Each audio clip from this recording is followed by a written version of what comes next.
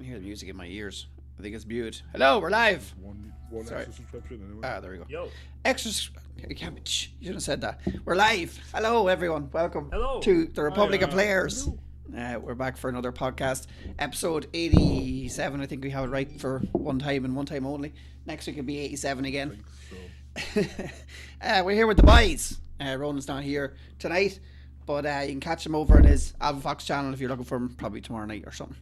I'm here with the boys. Mr. Fogarty, how are you? I'm good, man. Relaxing, you know. The camera angle's all off. Still doing my course, still doing all that stuff, and still just hanging around. That's basically it. Hanging around, waiting for life. That's basically it, yeah. As everybody is doing right now. Yeah, that's it. I don't know, lockdown and leaving certs and junior certs. And there's more news from that than the gaming world, it seems. Yeah. Not much gaming happened this week. Aidan, how are you? I'm not so bad. Being productively unproductive. Productively unproductive. That's a skill. That's a skill. Pat can do that too. All right. I can definitely do that. I think we all can do it, to be fair. It's a good thing that I have my own spare office. Sometimes we take like an hour, 2 hours in here going, yeah, I'm doing things. Watching YouTube. Watching YouTube is the biggest hole I've ever seen. Oh, it definitely is. Fuel is how much now? What's happened in Tarkov? By the I way, don't know. just as an aside, have you seen the price of fuel recently? What, in Tarkov? Yeah, it's got mental. It's fuel is freaking. They made it really rare now, and it's got like the grey fuel cans are like 900k. No, I haven't. I actually haven't touched Tarkov in it, but I went on to it, but I didn't actually go looking for fuel or anything. I just like jumped in and had a scav run or something.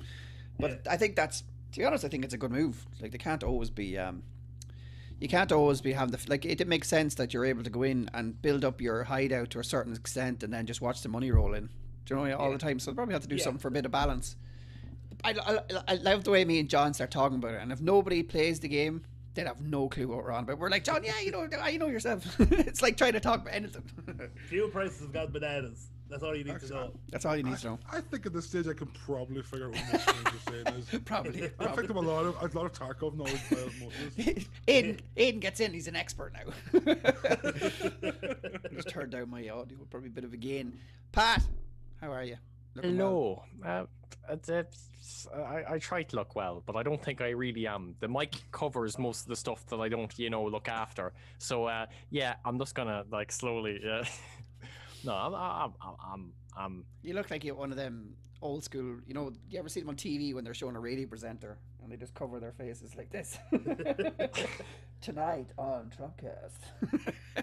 I think you look smashing, Pat. I didn't say he didn't. I thanks. just said there's a mic in front of his face. You need another review for us this week, Pat. I'm working on something. Well, you did. If I You just can released be one as well. Productive. If I can be productive, I'll have one out on Productive. Monday. Productively productive. Yeah, that rare state of mind that only comes around every once in a blue moon. Productively unproductive. That's the next week's name of next week's podcast. It's just us literally watching YouTube for a whole hour. There is YouTubers that just do that, and like there's plenty of that's the new hot thing is reaction videos. Oh, yeah. Coming soon to drop. As we do every week, we start off what we're playing. Oh, sorry, Paddy. Congratulations. Oh, thanks. Haven't seen you since. Yeah. Well, thanks very much. She's up there crying. Daddy bear now. She's up there crying right now. So, good luck, Pam. Good luck, Pam. We have a baby. I don't have someone locked up, Brennan.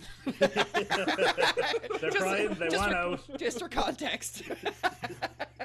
Just everybody watching. Just in case you tuned in right there. Just we had a child recently. Well, I didn't. I was there, but I didn't have it. But thank you very much, Ian. What was it saying? Anyone that's watching, please drop a like, comment, share everything. That helps the YouTube algorithm. That's all they want. They want likes. They're like, just give me the likes. Give me the likes. That's what they want. I don't know how accurate that is, though. It's 100% accurate. I'm after. I tell you the stats. Likes, interaction. You'll go no wrong. That's it. Likes, interaction on your video. YouTube will show it to more people. It is. Yeah. True, Pat. I know you don't like it, but that's true, Pat. No, I'm just saying that I don't think it works like that. Why? Because it doesn't seem to work. It doesn't seem to work. But I know we might get like 10, 11, 12 likes, but we need about 30 or 40 probably to get us to start getting traction. Jesus. Yeah, I know, but I'm just saying it's just the way it works. If you want to go dive into the details of it, it's like the same as any social media platform. Is they want you to be on that platform as long as possible, and if your video content or any content you produce keeps people looking at it for longer or interacting with it, they will show it to more people. That's the way the algorithms work. That's a different podcast. But very quickly as well, because it's weird as well, because have you ever noticed like the YouTube randomly would start recommending stuff like 5 years down the line and stuff like that. Like there's a video that will just blow up. Keywords. But I always thought that watch time had a huge impact on that, like for stuff getting. But all the stuff that I see that is randomly getting pushed recently are like, you know, those like 40 to 50 second skits or like 1 minute long skits. And that kind of confused me, because I always thought that. If you think about it, if you go back to it now, you think about it like why TikTok is doing well, and they're only 30-second clips. So it's people getting lazier on as well as one of the reasons. Yeah. And the content has to be quick and has to be, do you know, and YouTube are probably jumping in on that. Well, that's my opinion anyway. That's Which I if you think about it. like, at this stage, a video isn't an hour and 20 minutes long. I don't put it on. You don't put it on. I do watch. I'm different. I was actually only thinking about this the other day. When I'm watching stuff during the day, I do watch like an hour-long content. I'm a long-form content kind of guy. But when I am in bed, I'm all about like the memes, and I'm all about like the 2-minute-long videos and stuff, and just the stuff to kind of wind me down. Yeah.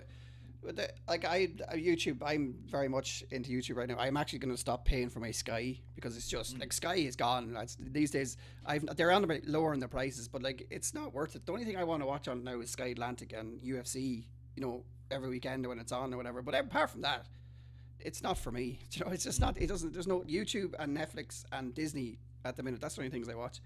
Yeah. Sky Atlantic could be replaced with a VPN and a HBO Max subscription very quickly. But HBO is awesome, isn't it? Like, it's probably one of the best channels that's ever made. The content they produce is unreal. Some of the greatest shows have ever been made. Yeah, it's HBO, 100%. Undeniable fact. UFC would be a loss for sure.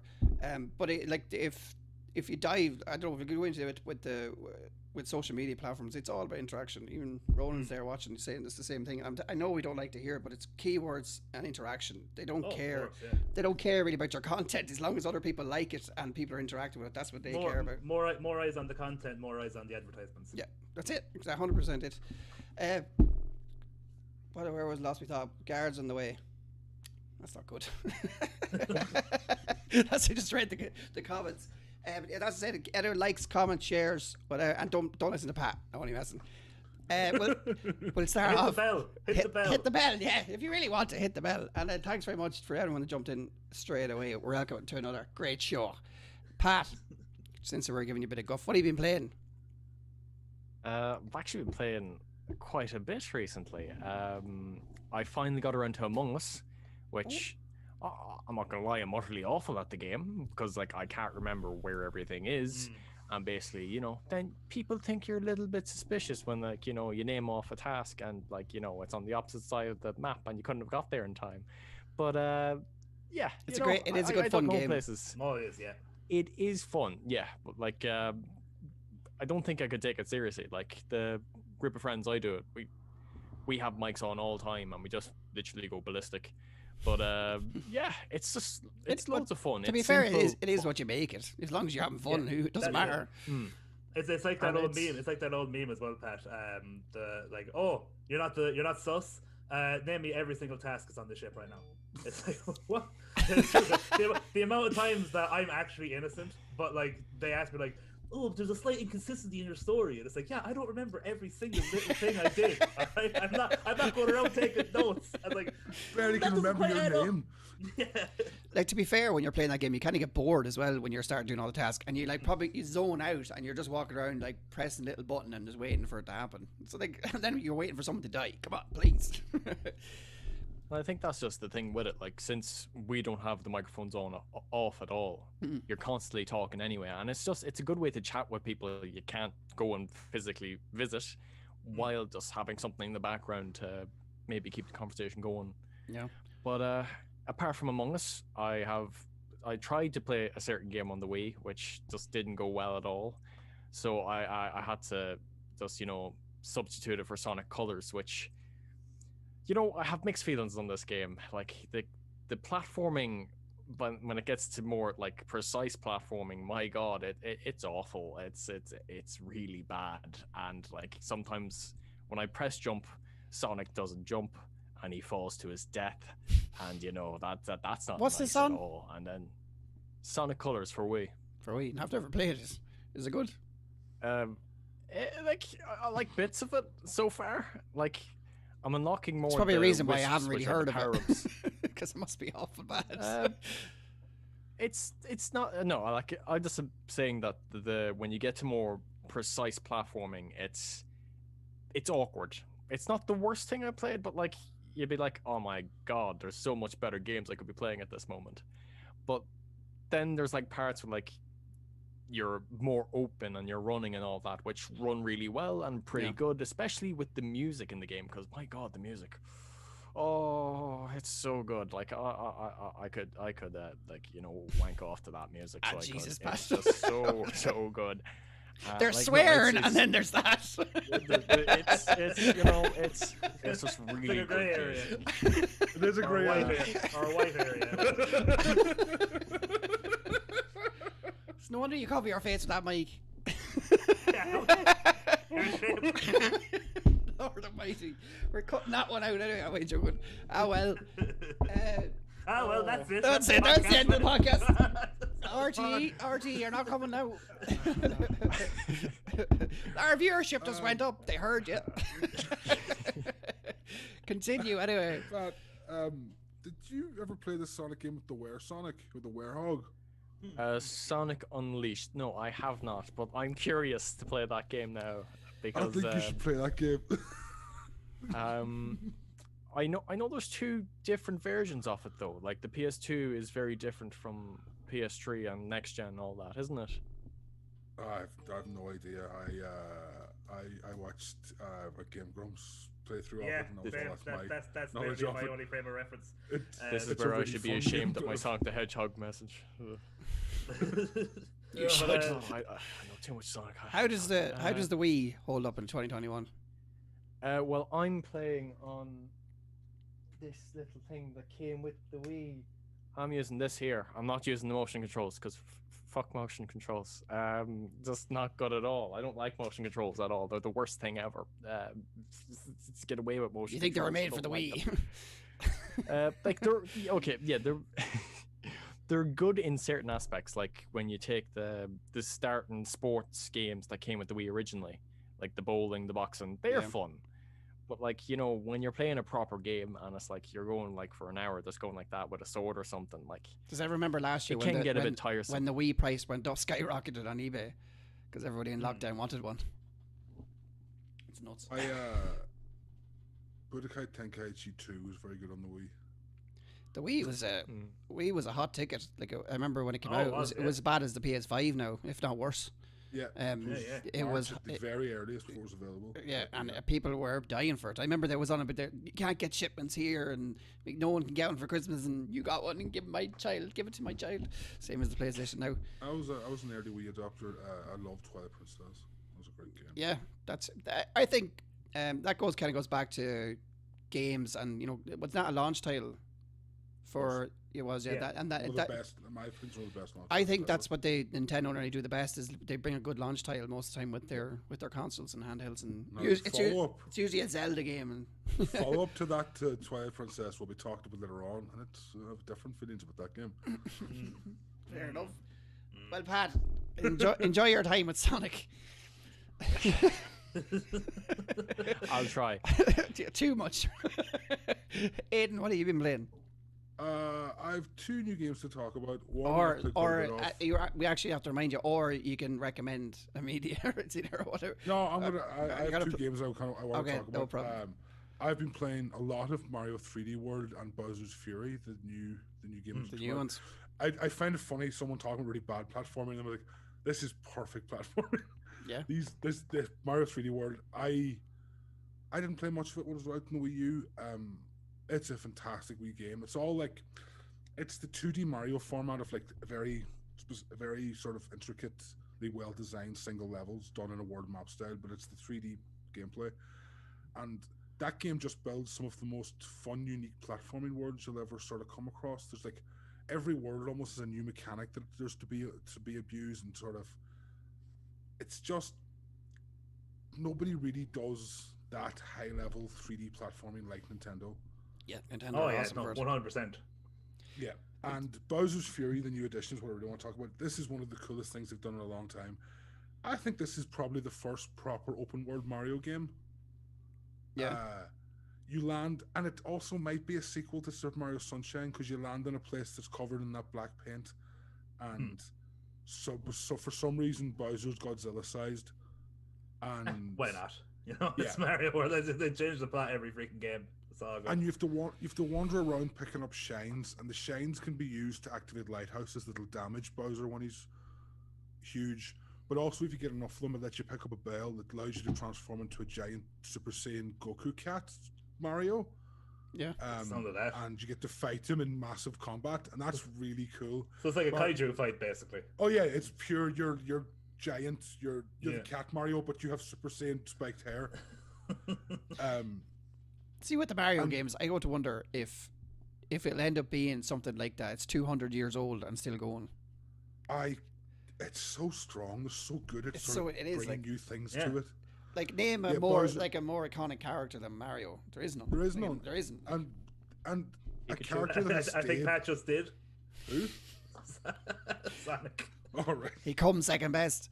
Anyway, But yeah, Bowser keeps like a persistent health bar through the whole game as well.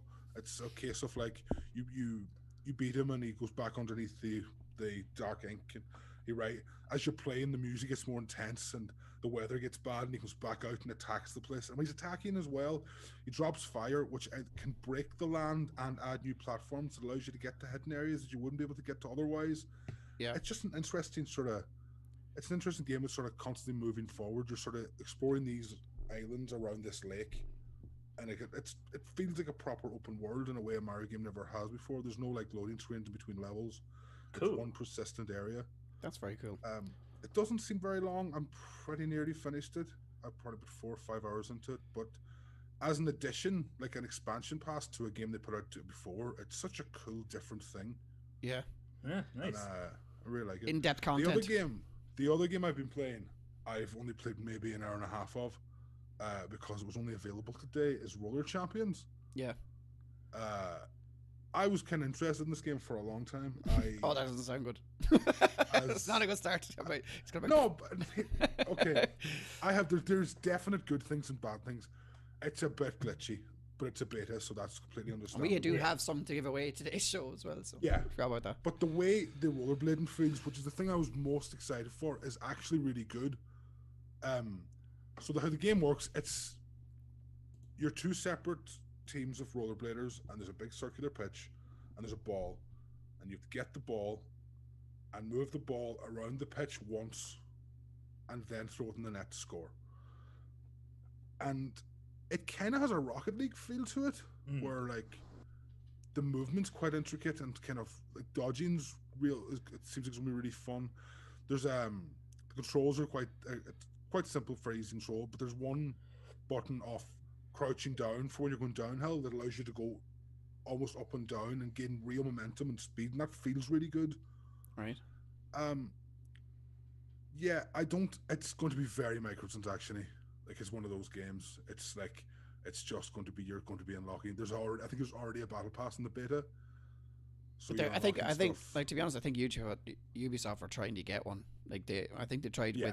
with that game that they released last year. Hyperscape. Yeah, and like that's I quite like Hyperscape, actually. Is That's it my doing favourite, well? though. I haven't heard anything about it. no. No, neither have I, honestly. But as far as one of those battle royale games, it's one I really liked. It was just different. Yeah. But this feels definitely like a Rocket League. It's 3v3 competition. And do you think it has longevity? I don't know. I don't know if I've played enough to get the like high level. The question is, do you want to keep playing it? Yes, I'm going to play more of it. Definitely going to play more. That's not too bad then. I think the tackling might need to be adjusted, because it's very easy to get chain tackled and not be able to get up and actually get moving again, and that feels really bad. Yeah. But I think that's. I just So think maybe they've I got think, some patches to do on as well. I They suppose definitely have suppose- some balancing. yeah. Like it is a beta. This is things that we worked on. I think it's in But, beta till I think the 1st or 2nd of next month. Yeah, I have some codes. I think I have 4 codes left. If anyone wants one, in the chat, we'll give it I away a bit would later on. definitely recommend. I would definitely recommend. I'm playing it on PC. I wouldn't recommend playing on PC because I don't know about you, but I do not want to use Uplay. I thought I'd be able to get it on Steam, but I didn't. So Yeah, I have to. My brother actually wanted. He got it on. He has it on his PlayStation. He wanted me to play it, and then his PlayStation gave out on him today. It was like, it's PlayStation 4. I was saying about maybe it needs some thermal paste or something because he said it's overheating. So I said might be able to fix it, hopefully, because he opened it up I've and seen it a was lot of people caked. thermal paste in their PlayStation. It's about that time, I suppose. It's a good few years, good few years old. I might give it a shot myself. I don't know. I'm not that enthusiastic about it, but we'll see. Again, it does seem like Ubisoft is trying to get one of them games because they are money. If you get the right one, they are money, like printed money. Do you know what I mean? That's the thing. If it has I don't know if it has the depth of a Rocket League yet, but if I find more depth to the game, it could be something that you really would stick to. Yeah. Mr. Fogarty, have you been playing or Minecrafting? That's what you've been at. Basically, yeah. But for I won't speak too much about Minecraft because I do it every week. But I started my own server, and it's going very well. You have to say yesterday, I've been inviting people kind of, but the idea was Irish streamers and Irish content creators on one kind of server, so that they can basically do what they want. They can collab if they want. They can go off and do their own thing. Just somewhere, basically a content making machine, basically in the world of Minecraft. That was the idea. So I've kind of been on and off inviting people, and they've come in drips and drabs. And I'll say yesterday, it's a good idea. Well, it's not original. Like it's actually something that's big now on YouTube. Like is there anything original these days, no, John? To be honest, not at all. That's to be fair. But yeah, I got the idea from like the Dream SMP and stuff like that. Like it's the exact same thing. A lot of famous content creators, like kind of what happened with Among Us. That content creators that you wouldn't normally see together playing a game got together and they're on one server on Minecraft. Blah blah blah. But it's yesterday now. I was streaming and I was going to only stream for a few hours, and it was me and a few others on it, Aura Phoenix and Uncle B and Jack 2 Basics and a few of them, and we were all basically just on the call nearly the whole time. Shambi, and we were like, it felt like, okay, it was the first day that was like, okay, this is actually seeming like it might be a thing. Because we were all having so much fun and everybody seemed interested and everybody was doing their own little projects around the map and getting excited about stuff. And I really like to see that's kind of what I wanted to happen. So hopefully it kicks on from now as well. Well, I find, how do you find with streaming that, interacting with your own chat and, keeping up? I found if you have a lot of people in the call that you can end up listening to people too much and not talking enough. And do you know that way? I found, again, I'm going to be completely dead honest here. I found that you actually kind of have to be slightly rude to the people that you're playing with. Yeah. Because there were times when I knew I did it, and what I am going to do, I haven't set my stream back up since. I still need to set it up, and I will set it up. But I didn't have an easy deafen, and a lot of the times I did do it. Basically, people would be having their own little kind of quiet conversations, and I would literally just start talking to my chat, and I would literally just be narrating what I'm doing. And I was doing that, so that's the way I dealt with it. Yeah, that's the only complications I coming towards that, because I was doing it myself for a while. And it was just sometimes there end up with like 10 people in or something like that, and you end up, some people have the crack, and that's fine. But then you wouldn't be able to have the crack with your own chat, which is kind of what you're there for, kind of way. Like Pat will tell you how I handle it, because he was there for a lot, like last hour, 2 hours of the stream. Yeah. Like I was talking to Pat the whole time. Like I wasn't muting myself at all. As you do. So but what I was doing as well as I was kind of trying to, I wasn't just like, if something seemed a little too obscure, I kind of explained what was happening to the people that were also playing. And again, all lovely people, and they were all like, oh yeah, cool, that sounds cool. And I lost my horse and I had to go back and find it. It took a while. It was a massive journey and it took quite a while. and they were all invested as well in me finding the horse because I was keeping them informed so I could talk to my chat about what I was doing. But I do plan on getting the stream deck back so that if I do ever really need to talk to the chat and not interrupt everybody, that I'm going to mute myself and stuff. Yeah, that's a handy old thing to have. Yeah, I have it. I just haven't set it up since. So that's how I dealt with it. Just be slightly rude, but also in a nice way. But you didn't seem too rude now, so you didn't. Like, whenever you were talking to me, usually it was during when there was like a gap in like silence between everyone. I tried that, but there was definitely some times where like people were talking, and I'd look at my chat, and literally they would be talking, and I'd go, "Oh yeah, no, I saw that too." We'll just use the example. I saw that too, Pat. Yeah, that was crazy what just happened, huh? And then like they were still talking while I was talking, and I knew they could hear me, but I kind of just did it anyway. I apologize. Was anyone else streaming? Yeah, Uncle B was. So sorry, Uncle P. It's kind of comes with the territory. Yeah, but what happened though is if like say Aura Phoenix was streaming and then he was streaming and the three of them were streaming, then there was no muting, and then it was like they were chatting to their chat. It just get a bit. Yeah. It's gonna get a bit. Oh yeah, no, I'd only mute if like they were having a full blown conversation on their stream and I wanted to talk to my chat basically. Yeah. It's going really good, and I'm glad that it seems to be kicking off a little bit. And I'll probably play for an hour or two after this is all over anyway. Oh, so. Nice. But I won't stream because it's too late. It's too late. But other than that, recommendations. I finally caught up with a show I'm pretty sure I'm pretty sure you watched, Paddy. I think you enjoy it. Is WandaVision. Yeah. It's about time. And do you know what? My assessment is that I enjoy it. I understand because I think you said it, Pax. I think we might have talked about this already, and I was not in the loop. I agree with you. I really like the way they're doing it. I haven't seen many shows like it, and it's weird that it's like the first episode. Again, there's no, you know me, you know good old John. I ain't going to be doing spoilers, but the first episode is. I honestly think if somebody hasn't watched it yet, I don't think they're interested because it's the hottest topic in the world. No, I know a lot of people that save these shows till they're all out. Yeah, that's true. But also, I also think we should have a spoiler cast when this is all done. Yeah. Proof is in the every pudding, week. Though, Paddy. Proof is in the pudding because I only caught up like last week. Do you know what I mean? But no, what I was gonna say is like the first episode, like they played it straight. It was crazy. Like it was just a freaking. Also fun. I thought. I really liked it. My favorite character. Very charming. My favorite character in the whole show. He has had about 3 lines in the whole show. Is that really defeated guy with the black beard? He had a joke in it that made me laugh out loud on my own in the couch. Again, there's not much given away here, but they were doing a magic show, and basically Vision was drunk, and she was like pretending they were trying to hide their powers. So she was like making it look. He was doing the thing, but then she was making it look fake. And then he picked up the piano, and then she made it into a fake piano, and everybody was clapping, and he just goes, "That was my grandmother's piano." I actually just started laughing. Yeah. That was brilliant. And he's had like 2 or 3 lines in the whole show, but he's like my favorite. Like, to be honest, I am dying for tomorrow's episode, and that doesn't happen. That doesn't happen much anymore. Like you don't get. There's nothing like Game of Thrones used to be that for me.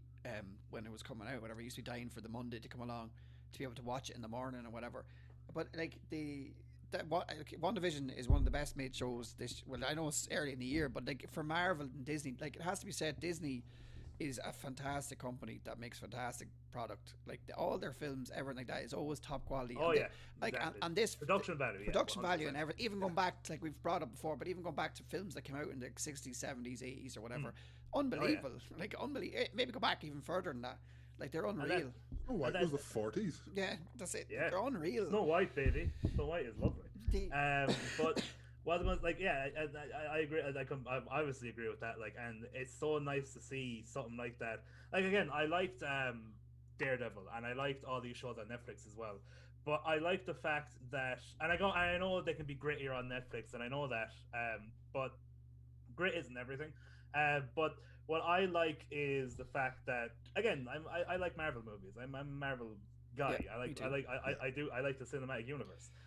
So it's nice the fact that a character from the freaking movie can show up, where it's not like on the Netflix show where they're like, "Oh, this man dressed as a spider."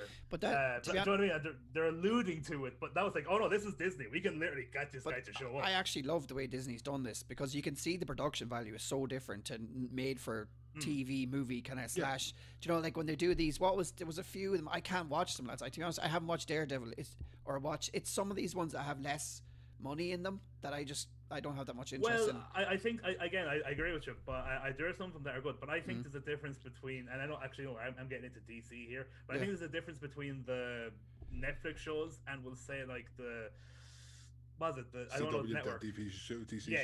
The CW. Arrow and stuff like that. They're very cheap in comparison. Yeah, like the first one I ever really liked is The Punisher. Like, and that is unreal. That is one of a brilliant show. I like Daredevil season 1. I have to say, I can't think of the name of the show right now. The me man is in it from Doctor Who, David Tennant. Jessica Jones season 1. Jones. That's the Jessica best Jones season ever season made, 1. in my opinion. Is it? Jessica Jones is actually really good because of Me-Man's power. His power. It's a horror series. Yeah, it's so well done. Me-Man's power is basically, and this is like episode 1 stuff. Me-Man's power is that he can make you do whatever you want. Yeah. He literally goes, "Hey Paddy, make me a sandwich." You'd be making him a sandwich, Paddy.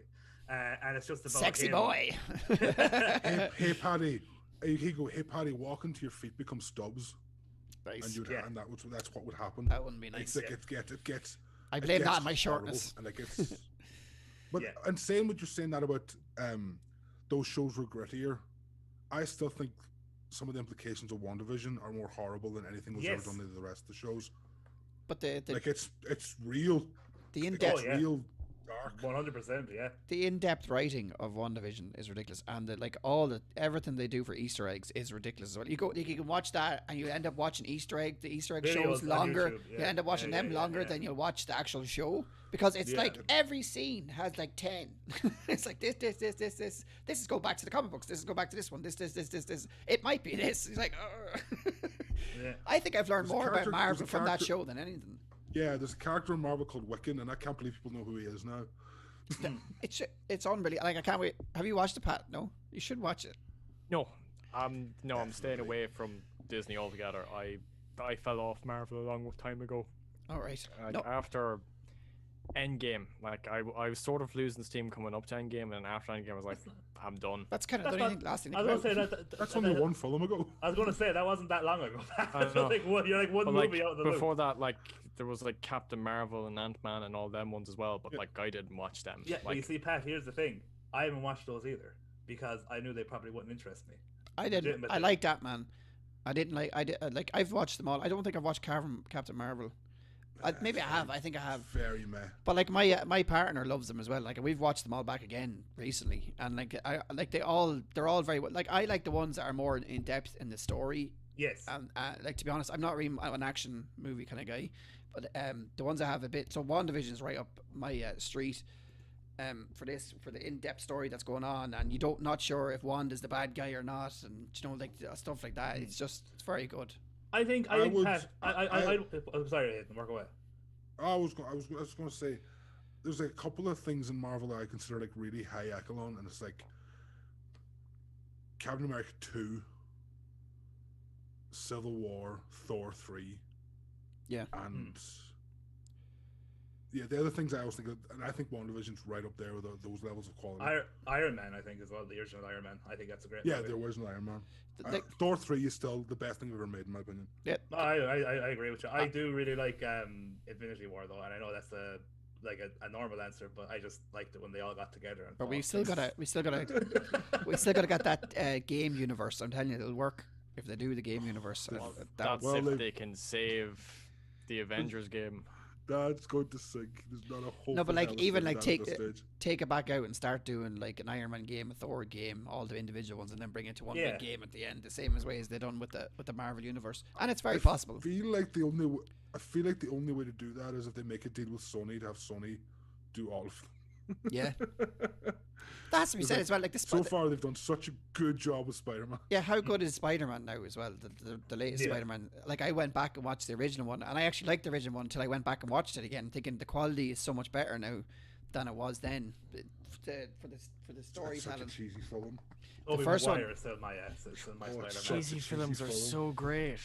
I love the second one, but I try to watch the first one again, and like the beginning of that it's like David Brent levels of awkward. But Willem Dafoe though, come on. Oh yeah, well, talking to himself in the mirror. Willem Dafoe's great. Yeah. Oh my god. What's your man out I'm of fine with that. I love over-the-top cheese. I'm not a real fan of cringe cheese. What's your man out of the 70s show that was in? He went to play. Topher Grace. So yeah. Yeah. And that he Why was he Venom? and he thought he was going to make it big, and he left the 70s show for it and they didn't do the last season of the 70s show to go for that film, thinking that would be massive. And then he went. I think I've seen him in one film after that, and that was probably what's it called? Ocean's 11 or something like that, and he was playing. He was a celebrity playing poker with Brad Pitt, and that was it. Yeah. That's Topher The Grace. guy's like, oh, I have all red cards. Is that good? Is that good? Baxter, I don't know if how long you It was said. Ocean's 11. It was Ocean's 11. He said, and that's all I've seen him in. And I love the 70s show. That's actually off Netflix now, so that hurts my feelings. I love the first few seasons.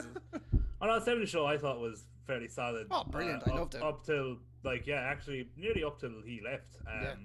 The last season they got that guy in, because Kelso left as well, right? No, I'm pretty sure he was gone. I'm pretty sure it was I don't think so. Hyde. I think it was. I think it was just him. I think it was just your man left. I thought two guys left, because I Maybe remember. stick with it till it became that 80s show.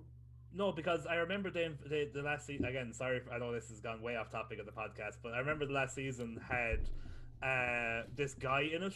He was like a replacement of Eric and Kelso, because he was kooky and kind of stupid like Kelso, but he was Donna's love interest, and he was I like don't think combined Kelso two left. characters. Maybe I'm wrong. I think he to be did honest, for the last season. it was one of the things. He went to the police school. Yeah, but I know, but it did have like scenes from the police show. Your man was in it as well. did. Your man was in it as well. That from Philip was in it from the Fresh Prince of Bel-Air. Remember, he was in it as well. Anyway, Yeah. what is it? Would you Randy get Disney? Pearson, season 8. Randy Pearson. You looked it up? That's the did you? character you're talking about. Yeah, he was basically Kelso and Eric made into one character. Yeah. Kelso's still massively famous. Yeah. That's actually another thing, sticking on with the Marvel thing. Disney's got the rights back to the Punisher, and what else is on Netflix that they wanted the rights back for? Is it Daredevil? I would love if they could Daredevil. save the Punisher from. They have to. It's, They have to save it because it's I brilliant. hope they do. I don't. To be honest, I didn't like the end of the last season of Punisher because it felt like it was just a bit quickly done. It was like, this is the end of it. That's it, because they had to finish it. Yeah. I would have a whole series of the Punisher just killing crooked cops and white supremacists. That's Fair enough. what I would do. Fair enough. Yeah, Just pretty good. Get them away from that Oh, the that symbol character. thing. Yeah, I Yeah. get you. Yeah. You I need know to what you're go talking about. hard against that if you're Marvel. Yeah. I like, you're starting me on a topic. I'd love to start talking about this like big time, but I don't think we can. But if I start talking about it, I would be here all night. Ash, there's probably one or two bits out of the news that we can snip out, huh? But no, because if I start, I might get myself in trouble. yeah, I get you, Paddy. I get you. Let me see. We'll go through the news quickly because we have to. If I have the news up here, here. it is. Paddy, you didn't tell us what you've been playing. I to be honest, I don't mind just talking about WandaVision. It's 40 minutes in, Pat. We're 40 minutes in the podcast here. We haven't even started the news yet, which is good. I don't know. Let's be honest. I shouldn't have brought up WandaVision. We talked that? about it for way too long. But I'll keep talking. I was actually even thinking about doing a rundown of WandaVision every week after, because I fucking loved it. Like I absolutely love it. I would, when the season's over, I would do a spoiler cast. yeah, definitely, yeah. But you could do it every week. You could be sitting there talking about the episode, like do a quick 30 minutes or like edited video. I don't think there's too many episodes left, because No, there's like 3 or 4. Is it 3 or 4? Which episode are we on? There's 8. 2 or It's- 3. we're going on to 7. I think there's 9. Is there 10? There's 2. Is there only 2 left? I think there might be only 2. No, I think there's 3. I think because they're on about saying they might be an hour long, but then that was not true. Even though I shared that as well. They're into the 2000s now. What? They're into the 2000s now, so they seem to be going up in decades. Anyway, They only have 2 decades left. yeah. What are we talking about here? WandaVision, they're going up in decades. I was Oh. trying to be polite about it. Oh, But okay. I'm just out saying it. All right. No, well, there could be a final one that's not set in a decade, John. No, that's true. That's true. Do you know what I Or mean? it's the future. They could get away with it because, like, isn't like the MCU like 5 years ahead of our own calendar because of Yeah, but no, but what, Endgame. in WandaVision, they're doing different decades in TV shows. So last week was the Talking 90s. about Last week, WandaVision again. yeah, last week was the 90s. No, but I think what you're saying, Pat, was technically it's 2016. in the Marvel universe, or 2026. Yeah, it's 5 years ahead. So they can do, yeah, they have an extra decade if they want to play with it. Try predict the future. Yeah. I'd say it'd be more like something that a big episode at the end where everything, explodes. I love the idea of them trying to preemptively do a mid-2020 sitcom. That's a great idea. Mutants. A YouTube channel. Mutants, that's all I'll say. Codemaster is now officially a part of Electronic Arts, putting racist franchises like Dirt and Project Cars right alongside EA's own Need for Speed games. EA has confirmed the deal, valued at 1.2 billion, went through today, bringing the UK studio under the EA umbrella after the Californian-based publisher outbid an earlier offer from Rockstar and 2K Games parent company Take-Two. Now, what do you think of this news? We knew it was coming. Well, we did. We didn't. We did. Well, we didn't. We didn't know who was going to get it. Like, Rockstar's a big company. 2K's a big company. I wasn't reading the notes as you said that, and all I heard was putting racist franchises like Project Cars. Back to the other topic. Notoriously racist franchise, Project Cars. Really, like just That's like a headline you would read today. In all fairness. You probably saw me laughing. Please don't cut that up. I didn't say that. I do still think this is. Even though I think it's good that EA. There was another bit of news. I should have put this in. Somebody bought massive shares in EA today as well. It's like a Saudi Arabian government. Yeah, they bought a massive share. That was Last you. people I want involved in my games industry.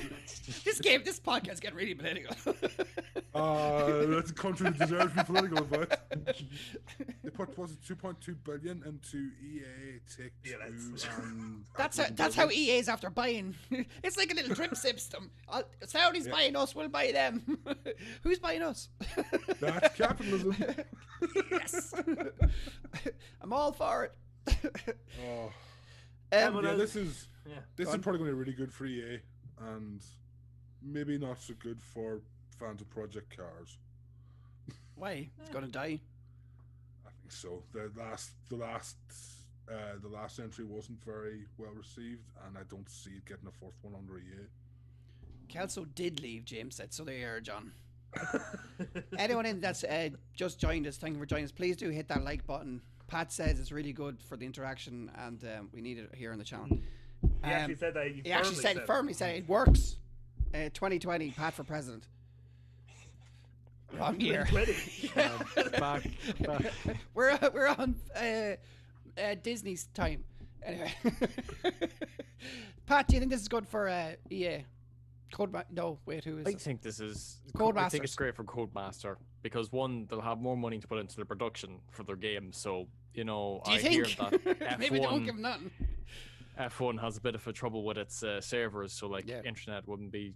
It will improve. But I think the biggest thing that I hope comes out of this is that Codemaster either get to have a crack at Need for Speed or Burnout. I just want to see them have a go either of those games and try and bring life back into those series, because as of recent, do you think Burnout when these companies come in and take over smaller companies or whatever, do you actually think that they shift people about, or they just change one person at the top and start, like, they keep all the same employees, I'm guessing, and all the same writers and developers? People definitely do move. Yeah, but it's usually just the top guys, though, isn't it? It's usually like chopping. No.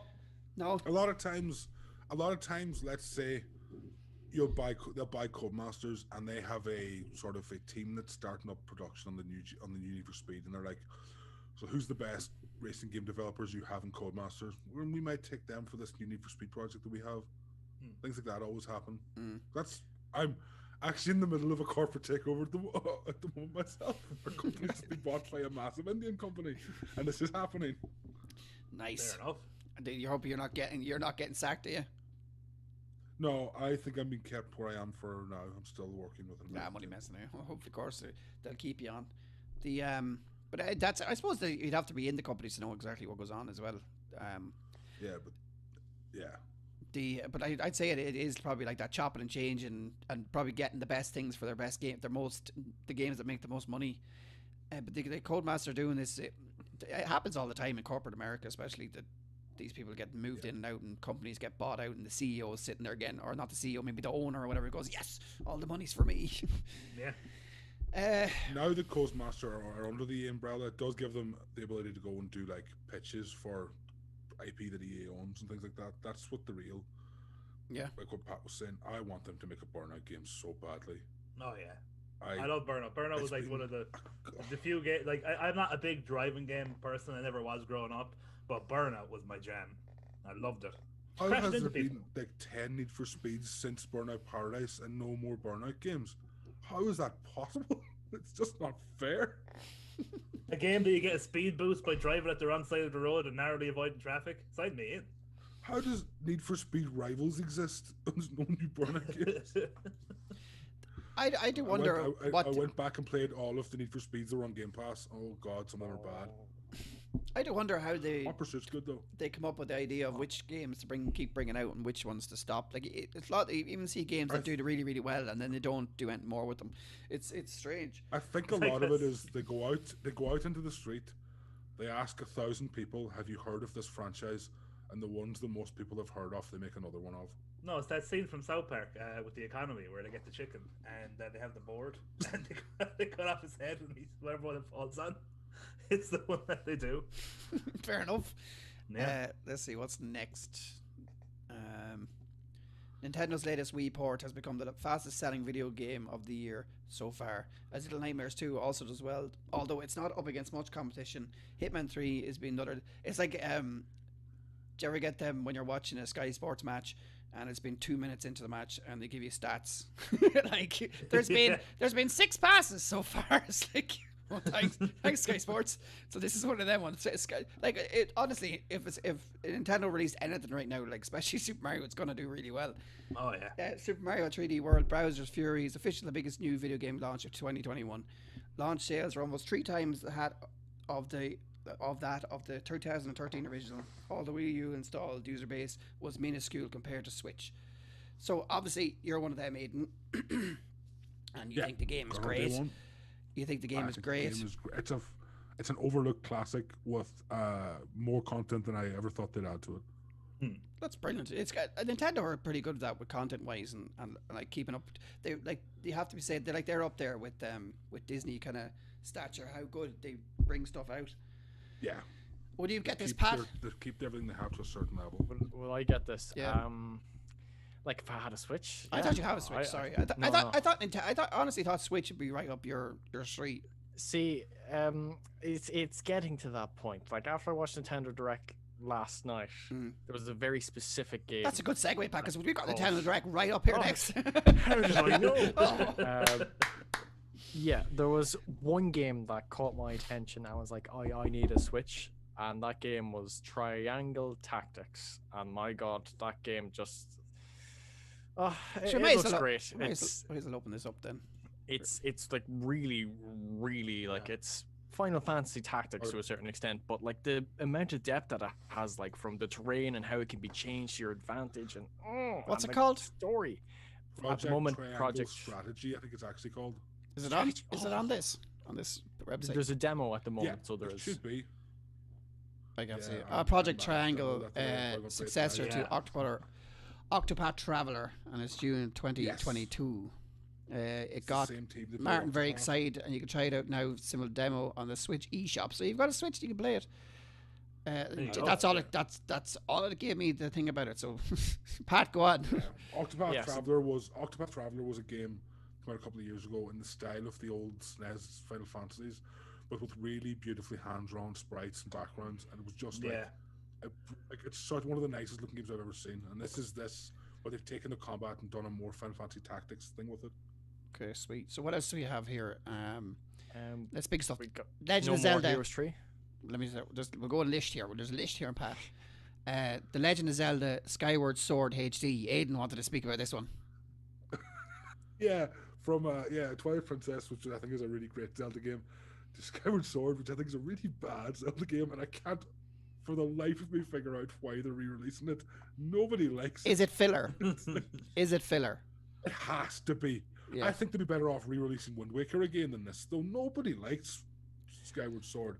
It's one of the most handheldy games. It's It's an 8-hour tutorial, and you're like every little bit, and it's just boring. So you're buying And it. also, it was like No, of course. Yeah. probably. Collector's edition. Segway. No, we're joking. Go on. The problem was it used the Wii U control with their motion plus things. So the sword swiping had to be very accurate, but it was awkward to do. Yeah. And they do seem to have changed the control style to let you use the analog stick for swords. So that might be better. But at the same time, I can't understand why this is the one. Suppose it's the only one of those, that sort of era of Zelda games that hasn't been remastered. But there's actually also going to be exclusive Skyward Sword Switch Joycon. You're in. What? I know Aiden's in. He's like collecting the controllers. Yeah. They're really, really nice. The Zelda Joy-Cons are very, very nice, I will say. Splatoon. I Just did look say at those it and was I'm like, very depressing when the producer for Zelda came on and went, "You're probably looking for news on a certain game. We don't have that. Here's something else." I'm surprised they didn't start off with Grand Theft Auto 5. On the Switch. There you go. There you That's go. a new market. There's a new market for you. oh no, don't jinx it. What would be wrong if it came out on the Switch? That'd be fine. You don't have to buy I just want Grand Theft Auto Nothing, to be 6. fair. Splatoon 3. I don't want Rockstar wasting any more time. Yeah, exactly. Who wants to play Splatoon 3? I'd like to play Splatoon's very good. Splatoon 3. I haven't played any Splatoon and look really fun so to do. Yeah, I wouldn't mind playing it. Yeah, exactly. I've never played any of them though. Yeah. They're a surprisingly Fun. they're surprisingly competitive shooter. Like Yeah. I thought Oh, they yeah, were they're- really, but they're really hard. I Yeah, find sure. They were trying to make a tournament of them there a while ago, like an actual esports tournament of them. Do you remember that? Like an official Nintendo Yeah. one. Might still be I doing remember it. the- Yeah, I don't know. I remember the really terrible Switch, original Switch trailers that had people coming out onto esports stages and putting their Switch into docks. It's like that never happened. Yeah. never. What else here? Mario Golf Super Rush was announced for the Switch. Another Mario game. Just keep pumping out that number. Keep it coming, Mario. The first Mario Golf game since I think the GameCube. I think I Kind played of, Mario like, Golf people have been really years and years ago. Was it on GameCube? There was Was one there on one before that? I N64, think there was that's- one on GameCube. Was there one on Nintendo, the original Nintendo though? Maybe I'm going back too far. Super Nintendo, maybe. I think I don't know. I don't remember. Maybe. I remember an N64 one and I remember a GameCube one. And there was probably one on like the GBA or the DS that I can't remember. All right, there's a lot here. Is there It's, anything you're actually more like? What are you excited about this? Because I just see a lot I'm of names very here. and I'm just excited about. I'm very excited about the 2 Famicom Detective Club games. I'm absolutely shocked that these exist. These are games that came out in Japan. The NES was called the Famicom, and the Famicom had a disc system, which was like like the Sega CD, where you could put massive 5.5-inch floppies in. Yeah. And these Famicom Detective Clubs were visual novels from back then that only ran on the Famicom disc system, and they've never been localized. And the fact that they're remaking them for the Switch and actually calling them Famicom Detective Club, to me, is unbelievably mad. Nice. Another thing there is, and I said that you're probably a bit excited about, and that you probably will get maybe just to collect is I'm reading it here, the physical version of Hades for the Switch. I've been thinking about that. I do kind of want to get the visual, the physical copy of it. Yeah, I'm telling you, like, yeah. Pat. It's probably What gonna be did worth you a bit. think about? Just out of curiosity, Aidan, I have a question for you. The Danganronpa team, they have their new game coming out as well. Yeah. What did you think of that one? I'm It looks weird, doesn't it? deaf. It went against all my expectations. Like at the beginning, it's it looked really like they were going to odd-looking. go for a Danganronpa style game Danganronpa again, 4. but then it does sort of, but like you know how it's like they were going to go into a Yeah. competition, but then the competition's cancelled, and then it's like this big, the world's in peril. Like, whoa, it'd be interesting to see what to do with that. It was a really good trailer. It got me really interested. Okay. Well, that's all from the Nintendo That Direct. guy's a mad writer. And again, just the ones that I would know about real quickly, like I suppose Fall Guys is coming to the Switch, Apex Legends coming to the Switch. Some good kind of third-party games that a lot of people play. Like I think it's just great moves for the Switch, and you can play on the go. The Ninja Gaiden trilogy is coming as Ooh. well. Nice. Monster Hunter Rise. Monster Hunter Rise, which really looks like a good Monster Hunter game. I'm And very those excited mud about effects. Zamana. And a Star Wars game is coming out. What was that? That's like a free Oh. mobile game or something, isn't it? Yeah, Oh. did you see? Did you see who the developer of that is? No. Me. The Zanga? It's not really me. Not ringing any bells. I'm guessing they're a bad mobile developer, are they? Yeah, they're the guys that did Farmville. Oh, Farmville.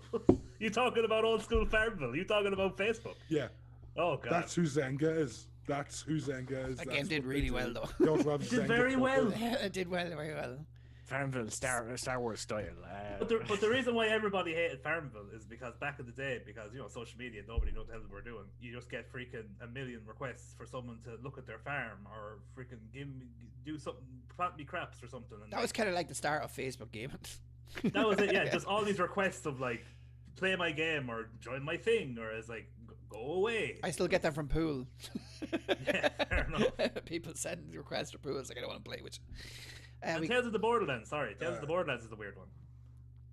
So you coming There's up a- for the Switch. Yeah, but I think a lot of those Telltale games were like held up when the company went bust. Now we're actually getting freed up again. Okay.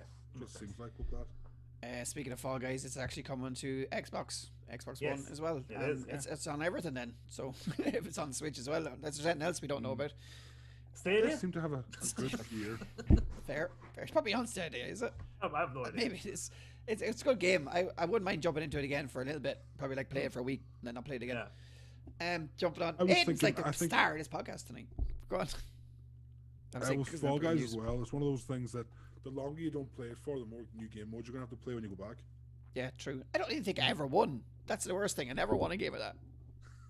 They've got a chicken dinner. All right, that crown, I suppose. A chicken dinner. Yeah, is just a chicken crown, dinner yeah. for everyone. I still WWE. have yet to win a PUBG, crown. wasn't it? I haven't won a crown either.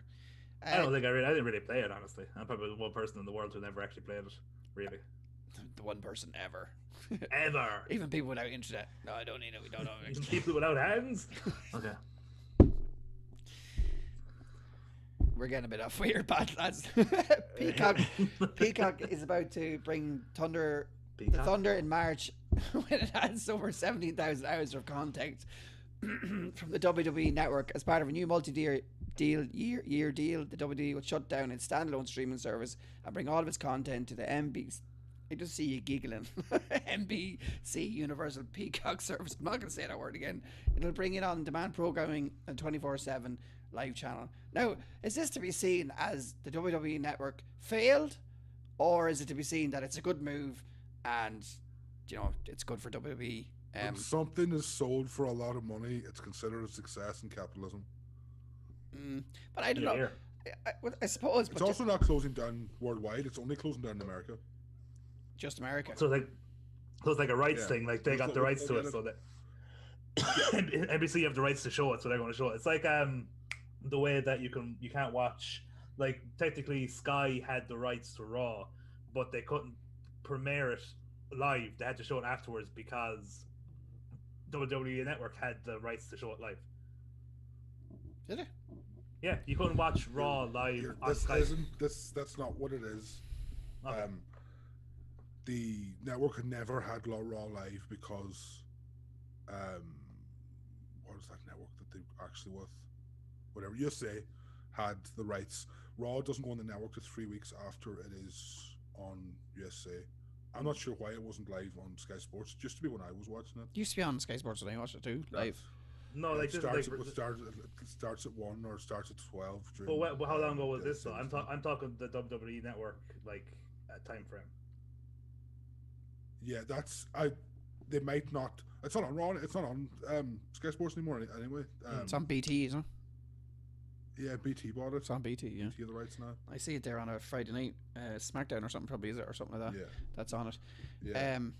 I don't I pay don't attention. know My sure brother, what's my Raw. my brother absolutely, my brother and my uncle love WWE, and I don't really like it that much. I used to love it when I was a young lad, big time.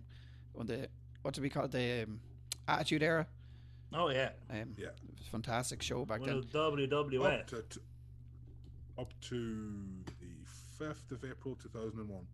That's when it was. I don't know if I watched it then. But... I was WrestleMania X7. That's like the end of the Attitude Era. All right. The greatest show I they've actually had. have gone to WWE live in Belfast, and it looks way worse in live than it does on TV. Way worse. You don't realize how. Show they put on live. But I don't realize how. No, it's more about. I'm not saying it is good theatrics, but it's it's just looks a lot faker than than in real life on TV. I don't mean it's Very a good. easy It's to not a bad. spot it. It's not a bad show. I don't mean like that. I mean it's just very easy to see you. The What's difference. the Irish one? OVW, isn't it? Or not OVW? It's something like that. OTT. I've been to an OTT show. It was actually very good fun. You know Walter? He's in like. Jealous. You know Walter? He's in like WWE. You've seen Walter live? I saw, no joke. We were walking like to where you get all your drink, and literally we're walking past this door, and freaking Walter opens it up, and it's like, and then how close it kind of goes back in. I was this freaking close to Walter. He was fighting. Oh, he's so good. He's the Irish guy. He's like the main guy in OTT at the time. Devlin? Jordan Devlin? Yeah, he was fighting him. Yeah. You were... I was there, yeah. The whole place was shouting for Devlin, and all of us were going like, Walter, Walter. It was freaking great. I still think Walter might have one of the best entrances I've ever seen. Yeah, no, he's great. The atmosphere there was fantastic. Sure, we're all langered. They're just serving us drink. They were just pumping OTT. Even American fans all talk about how OTT is like the best atmosphere in the world. Yeah, awesome. There's so many. There's a lot of them now, isn't there? Different wrestling leagues and stuff like that. Independent wrestling kind of had pre the plague. Independent wrestling was kind of riding on a high. It had a lot. There's a lot of there's ICW in Scotland that does really really well, and there's is that because the WWE has been held back so much by censorship? WWE hasn't been held back by censorship. That is a myth that people think. WWE has been held back by the fact that a 79-year-old man that doesn't participate with the outside world is in charge with creative. Do you not think that that the way they can't really hurt each other anymore, it's a big deal? Like compared to when we used to watch when I was younger, when they used to actually get cut open and hit each other with stuff and like properly hit each other stuff and stuff like that, and then like there's a big difference to that. I mean, yeah, there is. I'm in the school of thought that wrestling can be compelling without blood, but once a year it adds something special to something. That's how I sort of feel about it. It's not that WWE hasn't been written well in 15 years. Like it's just fair enough. Well, I wouldn't know. I haven't watched it. But so I know the only thing that really brought me to it was what was it that time Stone Cold? It was that Survival Series where they tipped him over a car and the car smashed and the show ended. Do you remember that? And it was stuff like that there. It was like really compelling. And it was like, and then Shane McMahon jumping off the top of the fucking Titantron, whatever the hell you want to call it, and like hitting the floor. And like that was on over the top stuff, which was good. WWE at the moment is a kind of a place that people get over off their own back, and then the storylines ruin them. Like they'll do something themselves that'll get them over, and it's just such a weird freaking place. Like look at what was his name? The lad Sandow. Zack Ryder. And Sandow. Like Sandow was freaking. He had a great gimmick, and then they're like, right, let's screw with him. Let's make him a body double for the Miz, and then he freaking kills that as well. He gets that gimmick over, and then it's actually just like it's just weird. It's like I don't get it. It's like they want you to cheer for the things they want you to cheer for. You know what I mean? Rather than what you're actually cheering for. And if a wrestler makes themselves popular without Vince's permission, they'll get buried for it. Yeah, fair enough. I wouldn't know it. It's politics. I think and then the third brand NXT, which is run by Triple H, has been excellent for 5 years. Like genuinely, it has been absolutely excellent. Who's getting the reins though? Is it him or Shane? The thing about wrestling. No, it's Triple H. Triple H is completely the one in charge of NXT. Wrestling's at its best when it tells simple storylines about people not liking each other, and when shit gets real like drama, modern drama. Vince just and there's no continuity. He has no respect for the memory of a wrestling fan. Like if something happened a year ago, it's never ever mentioned again if it comes up in storyline again. The freaking And it feed assumes is you've the only feed been is watching for blinking the people past out 3 of weeks. the feed is blinking people out of existence. Yeah. Anyway, I'm fine with some supernatural stuff, but it's the inconsistent characters and bad writing. There's a team of 30 writers, and yet Vince tears up the script every Monday night and rewrites it himself. Does he? basically, yeah. Jeez. Just listen Very to any often freaking when Jim Raw Cornette starts, there, quite often when Raw starts, you'll see on Twitter wrestling journalists be like, "Yeah, the script isn't finished for the show yet. Vince is still in the process of rewriting it." Jesus, fair play to the wrestlers keeping up with it. Talk about stuff It's- that's yeah, it that seems goes real on. hard. Talk about that stuff that goes on forever. Final Fantasy 14's next expansion, Endwalker, is closing the book on the game's decade-long story.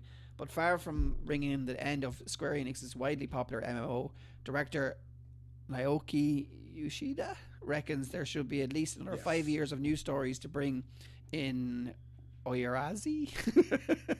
Eorzea. Speaking to the Washington Post, Yoshida said that assuming current audiences' growth rates, Square Enix would happily keep Final Fantasy 14.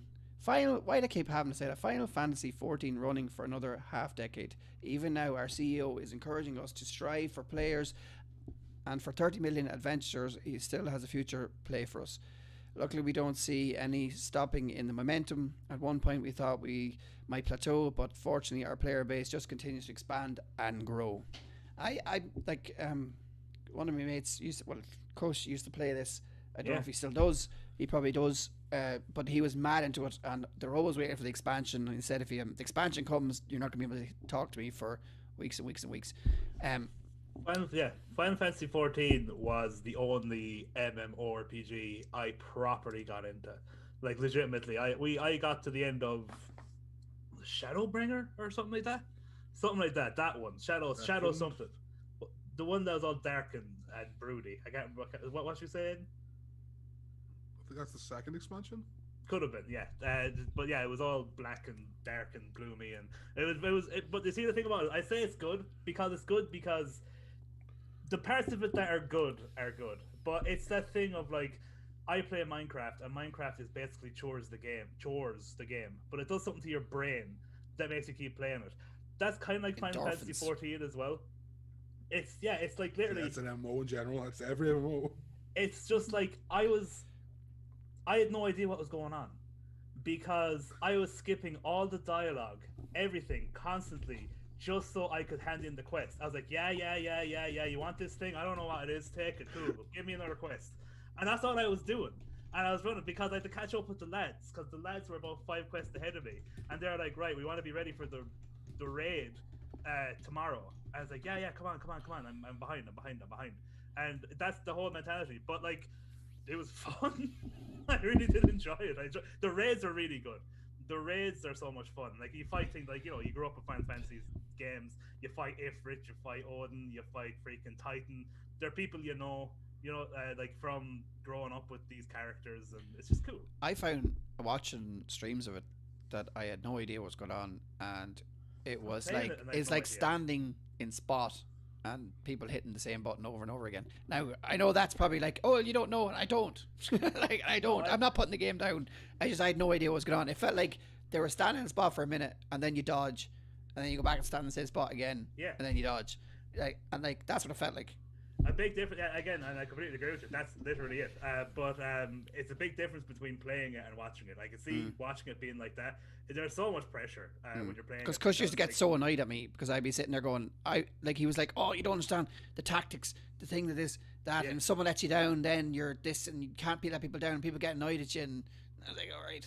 It's like the Leroy Jenkins sketch. Like, Leroy Jenkins. It's legitimately, we would be planning out what we were going to do like 20 minutes before we went in there. And like, if someone screws up, you hate them. Like, if Tommy was our healer, if Tommy was like, if we were doing it and then Tommy pressed one button wrong, he missed a heal, and then our tank died, we were like, and then eventually we'd all die because it's just like, over. It's like a slow death. Like, you know what I mean? They're like, we're done, but we're not going to die for another 5 minutes. And then it's just like, when it's out of it, was like, Tom, what the hell were you doing? Why did you come on? You've done this before. You know what you're doing. Like it's Next I two, know I'm making it something. Yeah, sorry. the next two people comment that they want a code for Roller. Will I give them away? I'm not sure everybody's in here that wanted one from the group, but sure. There's two. Aaron said he wanted one. Irish lad. So next two, if he's want one, I think does it work for editing, Aidan? Isn't it where you pick whatever platform you want to give me a choice. Yeah, it gives you me a choice. Of platform, yeah. So whatever platform you want, you can have one. Has any ever played it, Aidan? Seems like you might play. I played Final Fantasy 14 for a while. Yeah. It's a really good MMO. I keep thinking about going back to it. I have a mate of mine who's building a computer, and we're talking about going back to it. It's funny you say that. Everybody who talks about Final Fantasy 14 talks about how it is one of the best stories in any role-playing game they've ever played, and the fact that you skip past it all makes me laugh so much.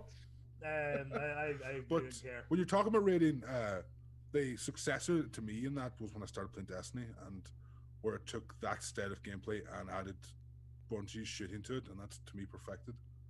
Nice. Lads, can you I don't know if he's on the Facebook group. I'm guessing he's are. If he's are, just private message me or something. Will you? Oh, Celine Hef. Yeah, no bother. Pat, have you played it? No, MMOs terrify me. Too many people online, and also you need online. You know, True. like my internet is just not reliable enough to play a game like that. Where if I do get attached to it, some days I'll just literally have to sit there and not play it because my internet won't work, and that would kill me slowly inside. Because once I get addicted to something, Paddy, I don't stop. But I just keep playing. I completely understand. I can't. Yeah, Anyone that's finished Persona 5 Royale twice in a row should probably not play any MMOs. Yeah. I like when I get hooked into a game, I literally my production value and everything else just hits a tank. And I have talked about it. It's because it does, as John was talking about, it hits the endorphins of thinking you're completing something. And I'm not saying it's not a bad thing if you do it in bits and bobs, it's fine. But like if you had MMOs, definitely you get stuck in it. World of Warcraft jokes, everything like that. There, like people, you end up spending your whole life. I was actually watching an episode of Big Bang Theory where Penny gets addicted to an MMO, and it's like she stops going on online. As far as I know. She stops going to work, and she doesn't care about her love life. She doesn't care about anything, and it's just because she's getting all these endorphins hitting to her that she thinks she's being productive. My mates who would remain nameless, except I already named one, Tommy. Sorry, Tommy. That they used to live in a house back in the day and used to play WoW. And one of the lads, right? This was every single day, right? Every weekday, anyway. He'd wake up. He was a traveling salesman, and he used to go door to door.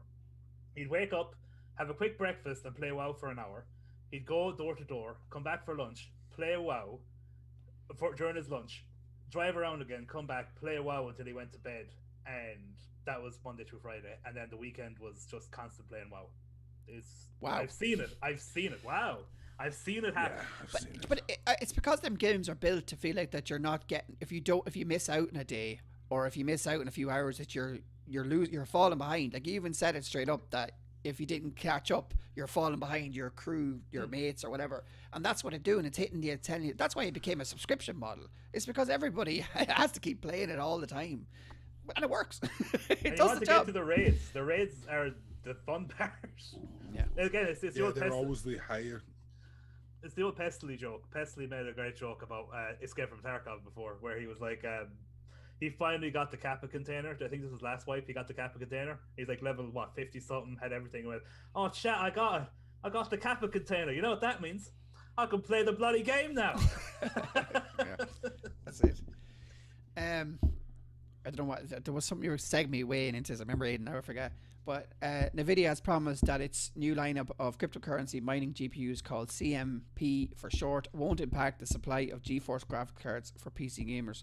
That's because these cards are reportedly using GPUs that don't fit the specifications for the company GeForce graphic cards, and thus were otherwise not going to find much use in the existing lineup, the company says. The thing is, this will come out and people still won't be able to get them. Like like this year has been so bad. I know it's COVID. I know everything like that, but you can't get a 3060. You can't get a PlayStation 5. You can't get an Xbox X. You can't get anything. I'm surprised. There's probably loads of stuff you can't get that I'm just not listing off. It's been awful. But this, I like the way that they're doing this. But the people that want them, the people that mine Bitcoin properly, I actually watched a video on like a normal person that mines it. He had about 40 PCs around his house. 40 of them. But they never stop. It's because, do you know, like one PC with like 4 graphics cards was mining $8 a day or something like that there. And they had 4 graphics cards in them. So like, it's never ending. It's a never ending production. So they're saving money, buying more. Do you know what I mean? So like, I don't think it's going to make a difference, to be honest. Yeah, that's true. Anyone else? That's all gibberish to my ears. So it was. Sorry, was I going fast? No, not that. Like graphics cards and all that. That just sort of goes over my head, and then cryptocurrencies. That also goes over the head as well, and out the door and into the wide open space. Well, it basically is the graphics cards mine the Bitcoin, and the Bitcoin Bitcoin is the money, and that's what graphics cards do lots of math very quickly. Yeah, unlike myself. What I will say is like, I'm glad that you do feel like I can't exactly do 4K ray tracing or anything like that, but like I remember at the time when I built my PC, I was like, I bought the parts. So I was like, this will go good, and like I spent a bit of money on it. And I remember talking to a friend of mine who'd be a bit more tech savvy, and I was like, yeah, I got this. I have a 1070. I have i7, blah blah blah. And he was like, so you're looking into getting real, like maybe even some like medium settings, medium 4K kind of thing. And I was like, oh god, no, I have a 1080p monitor. And he was like, dude, you completely overspent. Like this thing is going to run everything you want to play. And I was like, cool. And I'm glad I did that now, because I still don't really need an upgrade, and even if I did, I wouldn't be able to buy anything. Because there's nothing to get. There's like the graphics cards are non-existent at the minute, and it's in that between moment where like the 1060s and stuff and all that is you can't get them, and then the 2080s and all that shit are too expensive, and then the 3060s are a great price point, but you can't get them. So NVIDIA's actually started spinning up 1050 Ti's again. Yeah, it's ridiculous. I was in the same boat as you, John. Exactly the same. Yeah. And I was very happy with it as well, because I kind of just kept upgrading monitors, and now I have like a nice 1440p one. Nice. I think you're always better going a little bit higher than what you need. Yeah. That's true.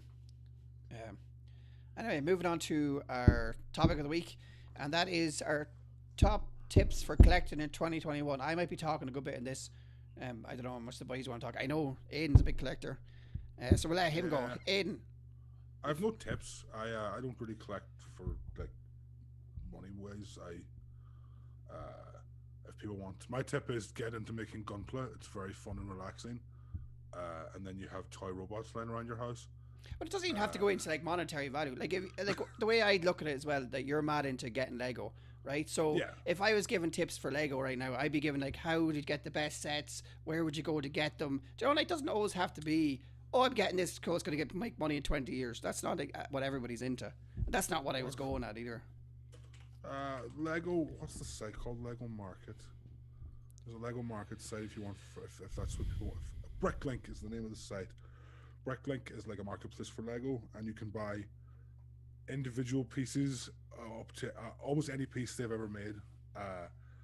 And they also have things where you can choose sets and buy every piece individually, and you'll end up saving quite a bit of money, especially if you don't buy the sticker sheets, because the sticker sheets tend to be the things that cost the most after a Lego set is opened.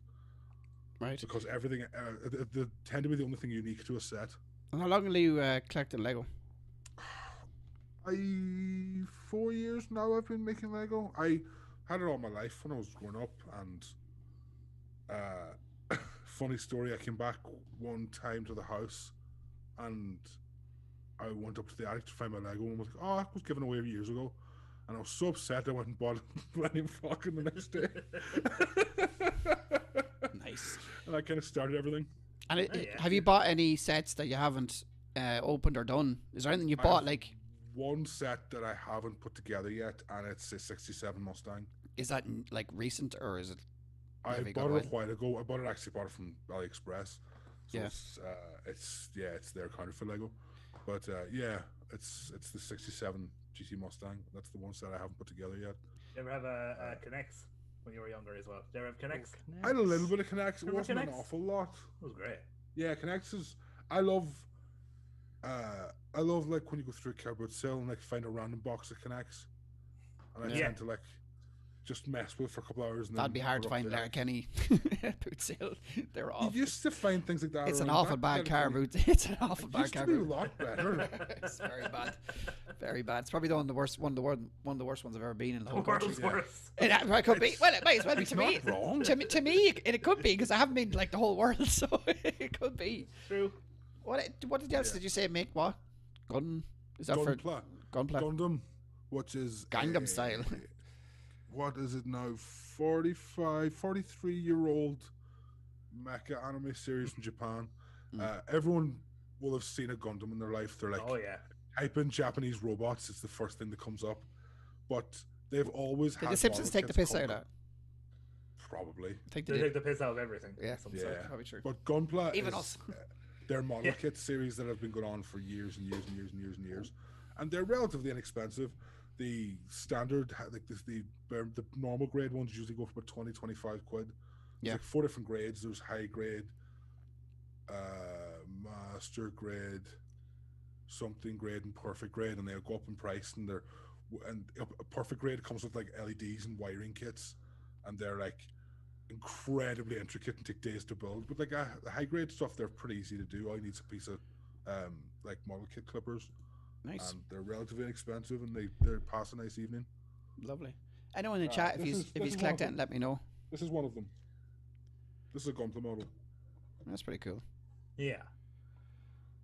And a lot of people love building those things. They're very intricate. Like they're really like you really have to get. They're all like it's like building a model airplane. You get it like tiny piece by tiny piece, and you get is it glue you use or what do you use? No, a Gunpla actually requires no tools. Oh, okay. Scissors is basically all you need to clip off the little stubs. That everything fits together. They're Only I I love had them. scissors. 61. Hey, Metal Gear Solid 2, baby. Get that past. That one past me. That one past me. Love it. I'm so happy somebody got that. I need But yeah, scissors. that 61. Lego, Gunpla, I Controllers. collect Power Rangers, controllers, and I collect Power Rangers comics. Yeah, that's a different one. When did you Yeah. start getting into that? I've my entire life I've been a Power Rangers fanatic.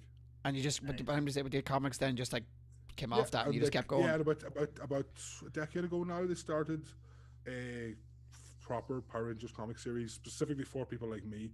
They're like very multiverse based. It brings in all the different series. They're really well written. They turn Tommy very, very evil. And Oh, oh yeah, an alternate dimension Tommy called Lord Dracon goes through the different realities of the Power Rangers and steals all of their powers and attempt to take over the entire thing. It's an incredible series. Zordon's not going to like that one. The only thing I think of when I think of Power Ranger is the absolute flip that they do when they get hit. It's like whoa. It is the cheesiest shit you'll ever watch. But, And arm movements. Like so much Always arm loved movements. Hey, what are we doing? Are we going to go over here? Yeah. And then some of the lads that are supposed to be teenagers that look like they're about 50. Tommy. Tommy, are you sure here? a lot of my interests in life can be boiled down to good-looking Japanese robots. Can't we all? Pat, I know you were on the monetary thing as well. We're all getting them. Don't make money. But go on. What do you like? I like. This is probably going to be like the most generic answer for a podcast like this, but I like collecting games. Yay, somebody else. Oh. Somebody's doing it. You stole my But bit. yeah, like I wish I had kept at it. Like, well, not kept at it, but been more aware of keeping games when I was more of a child, and not like, oh, I finished this game, I need money, let's sell it. Because like there's sometimes like I would have preferred to go back to some games I did have and just play them again. Damn you, because GameStop. they were great. Take But, my games. But slowly but surely I've started to rebuild it back up. I have, I think, around 320 games now, so Nice. not too bad. My press needs to actually. I need a new press. Just falls on that one's full. There's there's games over there. There's games over there. The games are just literally littered everywhere in my room, and you just can't see them in this particular camera shot that I have. It's like that though, isn't it? It's like everything. No one else can see how many cans is sitting there, or what's I've heard from other sources, Paddy, that your house is just full of stuff. Shh! Don't say it. Why do you think I've got the white void here? Nobody knows anything about this place. Baxter needs to keep his mouth shut. If you're still watching. Anyway, go on, Pat. Yeah, I love collecting physical games. Like even like limited run games and Play Asia, like they release games that like wouldn't normally get physical versions of them, and like that's just down my street. I want these games physical. Like there's so many games out there that's just purely digital that I want physical. And like it's painful because then I don't like digital content. A lot of the time, limited run games actually re-release them on like the PlayStation 4 disc 4 that came out something like a PSP, or you get a lot of them as well. Actually, one here. Where is it? This one here. I know you have it, Pat. Yeah, you showed that one earlier. Just a Retro City Rampage. If anyone's looking to see what they're about, have you any address? You've got one. Limited run. I have here. I should be able to get a few. What these games? What this basically is a limited run of games that, as Pat said, digital versions didn't come out. This one actually did come out on the PSP originally. But these ones here, this one here, there's only 3,000 copies of this one made. That's why people love them. Street Raids 4, there's one. Girls. But yeah. Oh no. Oh, so if you're looking to get some, you can go out to, I think it's limitedrun.com. Yeah, they're actually a great website, and they sell their games like the standard version's pretty cheap. Like it's like 35 to 40 quid. Yeah. Like I got, and they go like that, so you have to be pretty quick. Like Scott Pilgrim versus the World, I got that for £35, which you know, even cheaper. Got a copy, yeah. Nice. I was going to try and get the collector's edition, but then I realized I haven't been to the bank in a long time, and I just didn't have the money, which is really sad because that collector's edition, man, it just looks so good. It's like, have you seen it? Have you? Is it the soundstage? Yeah, it's like a soundstage. Like it's on with them doing everything. Yeah, it just looks so good. But in the end, I had to go for the cheap version. But I'll still be happy to get it and open it up and play it. I'm guessing you've got lots of games from different consoles. Yeah. Yeah, I have. I'm mainly a PlayStation guy. Yeah. I have loads of PlayStation games. I have the odd few. And Nintendo are they all boxed with manuals? Or do you mind? There's. Well, some of the PS1 games that I have, like their cases, they've seen better days. Let's just put it that way. They were very easy to break. Finding an unbroken PS1 case is like incredibly it's hard. It is hard. They're worth a $5 on their own. Yeah. Yeah, but listen, I don't really care too much about manuals. Like I'm not selling these on at all. I'm keeping them. It's not, but a lot of the time, Pat, I think you get a lot wrong with that as well. A lot of people don't sell their collections either, and a lot of people will have thousands of games that have all you like. As being like a person that buys and sells, I get it all the time. Does it have a manual? Does it have what case? Like, and it's collectors that like this stuff, and it's not to sell on. People don't buy it off me to sell on again. They go to keep it, and they want it all 100% intact, perfect. And honestly, it's not. And that's why when people say, like, when you're saying you don't care, that's fine. That's who you are. Do you know what I mean? But there is a lot of people out there that do care a lot. I'm the fella that buys off you, Paddy. But buy off me. Everyone's 100% great condition. Thanks very much.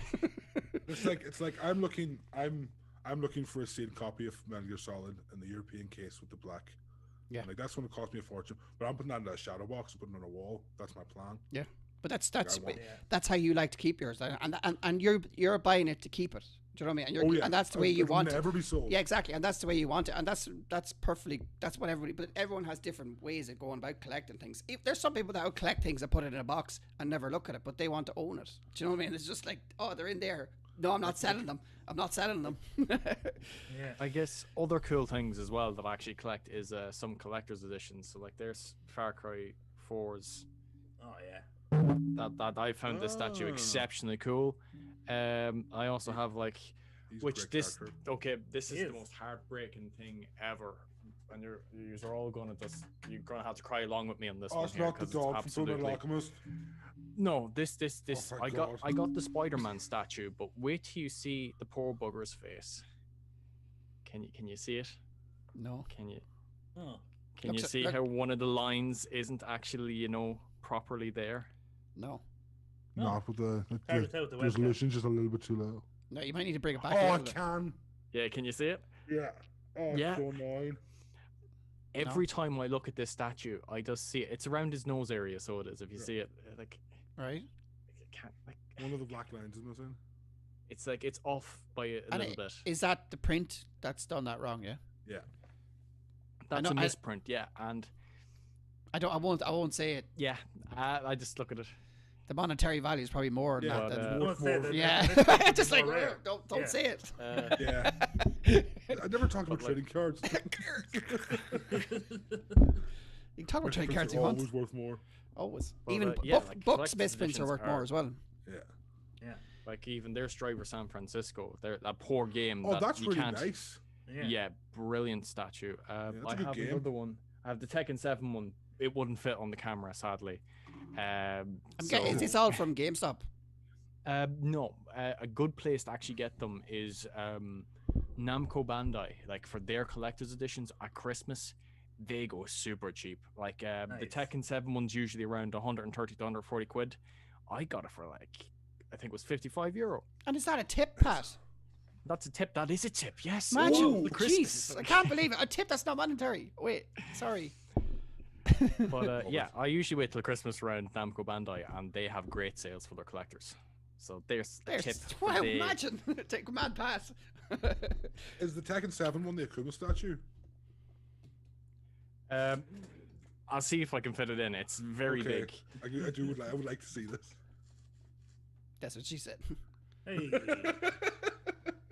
Why we have nothing on thing. Oh yeah. Oh, that is gorgeous. That is cool. I don't think you know how wide your screen is, so that's pretty. It fits no matter. that's- Yeah. That's cool. Oh, that's really cool. I love this. I hang my socks on it. Have you ever seen Pat's collection? It's unbelievable. Not Pat, sorry, Jack. Because I was looking at Pat. Jack's collection. He used to sit with behind him, and he used First to. Well, for I've seen, figures. I've seen, yeah, I've seen what's behind it. Yeah. Unbelievable. Yeah. He has the first from figure stuff, and they're He's a like, he's a massive super collector. expensive Yeah. and just so good. Look, he has the King one. He Yeah, showed seen that on it. the Yeah, he did, podcast yeah. once. It's brilliant, so it is. Unbelievable stuff. I'd love to have that statue, but yeah, I can't afford You've 600 got, quid you've got a nice, statues. you have a nice collection there. You both do. John, what do you offer us next? John collects debt. Not anymore, baby. Not anymore, baby. Oh, that is a nice cool statue. No, basically, like, the way you were talking about, like, there's people who kind of collect stuff just because they like it. Yeah, for sure. and- Loads of people, even Yeah. myself. And I'm one of those people because I don't collect too many things, but I think that I do have a slight collection of is like kind of nostalgic PS2 games for me. Do you know what I mean? Yeah. Like, it's generally PS2 ones because that's kind of for me. And I know like I've been around since like the Mega Drive and stuff. But for me, there's something about the PS2 era of games that really kind of just hits home with me. Yeah. I really love them. So what I decided to do was I got a few of them here, and I was just gonna show a few of them here. Sweet. Yeah. So I got some nice ones. I'm gonna rate them. Okay. I have like I I'm have price joining in. stickers on them, but I probably bought these over a decade ago. So Isn't that so annoying? I hate it. Yeah. I know that like the price stickers are so hard to get off sometimes too. okay? So here's Nail number one. varnish remover. Hold on, I might keep. There's a them- tip. Tip. I actually use deodorant. Really? Yeah, on like the plastic on 7. the cases, it takes it off pretty much. $44.99. The question is, was it worth that money? Oh, it's Oh. worth that. It's a great game. I'm gonna check because you said manuals. It doesn't have a manual. Oh, it's Capcom releases. It's not even a real manual. Yeah. I don't Boo. think the PlayStation 2. Some of the manuals are good. The Yeah, PlayStation 1s, I think, are the best manuals. But this is a They're great game. massive. Killer 7. Yeah. They're massive and they're well worth it. Killer 7 is such a weird and trippy game. I really, Yeah. I really like it. I think I've shown you this one before. I've definitely talked about it before that I haven't, but box is a bit dirty, I won't lie. Forbidden Siren. John. Great. Love it. That's the horror one, isn't it? Oh, Jesus. The way we just combat threads. Whoa! That is one of the hardest games ever They made. had the same sticker. Yeah, they generally came the same stickers, John. My goodness. My goodness. It has. John, open it up. Come on now. Ah, there's no booklet. Ah, I win. That was good. You win. So close. I win. You win, sir. I put that game on, and it's one of the hardest games I've Yeah, it's ever really- played. Yeah, It's and he's ridiculous. flashing to the killer's perspective and stuff. And it's like I just kept dying and dying. I was like, how am I supposed to get through this? I remember being terrified by it because I was always scared, but especially when I was young. It'd be when funny if he it pulls up another one I have it as well. Go. I'm always scared of the freaking like that old Japanese style freaking, you know. Yeah, Anyway, difficult this games. is a bargain. Even today, this is a bargain. $9.99. Code Masters, Free Radical. Any guesses? Codemasters. I have a Codemasters game as well. Do I? We're not Revenge? No. Oh, no, no. We're not. Torn Card Championships? No. No. And it's coming out. Your guy is coming. It's very slowly coming. You've only got it. Buy Me. It's called Buy Me. It's definitely called Buy Me. Red, you got the ball. Mine. Oh, Second Sight. Second Sight. Second sight. There you go. Oh, I didn't have know that Codemasters somewhere. made that. Yeah. It's awesome.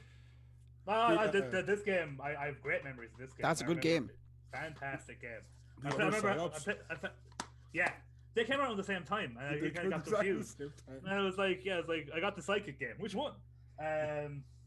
Did it push it to the limit? Scarface. That was cool. I like this because it was a bit silly, but the way they did it was that like he survived being shot at the end. You know, he's like, I'm alive. He goes to the hospital. Then he has to build back his empire. That was a good game. I thought. I'd say you have a lot of little bits of nerdy stuff though. A lot of stuff. Because when you came down to the 8-bit, not the 8-bit, the thing, you bought a good few things that day. And I thought maybe you'd go and buy a lot of things all the time. No, honestly, not that much. Maybe if I'm physically somewhere like that, yeah. But I don't really go online and do a lot of it, honestly. Yeah, I get that's true. They're easy to part with their money in store. That's for sure. I got one or two. No, this one's a weird one. This one is a weird one because I never even played this. And the only reason I picked this up, this is PS4 by the way. The only reason why I picked this up was because I thought the box was cool. And it's like a big, like, kind of a collector's edition. Remember those days when you just went into a shop, you didn't know what games were about, and you just picked up games? Look at the art on that. Oh, I have seen that. I think I've seen that too as well, but that's a very good. That's a nice box. Yeah, it's actually got. It's got like I'll tell you what it's got. It's got like it's like buying a book, like buying a book for a cover. 2D dark. It's got like a book for it. It's got like a metal case. It's cool. I literally was like, I think I was in GameStop honestly, and I was just like, it was just in the trade-in bin. I was like, that looks actually cool. I'm just going to pick it up. I had never heard of that game. I've never played it, and I own it, so that's Also, just I'd say quick, it's worth a few quid, that game. steel books are so sexy. So I was just tree out of nowhere.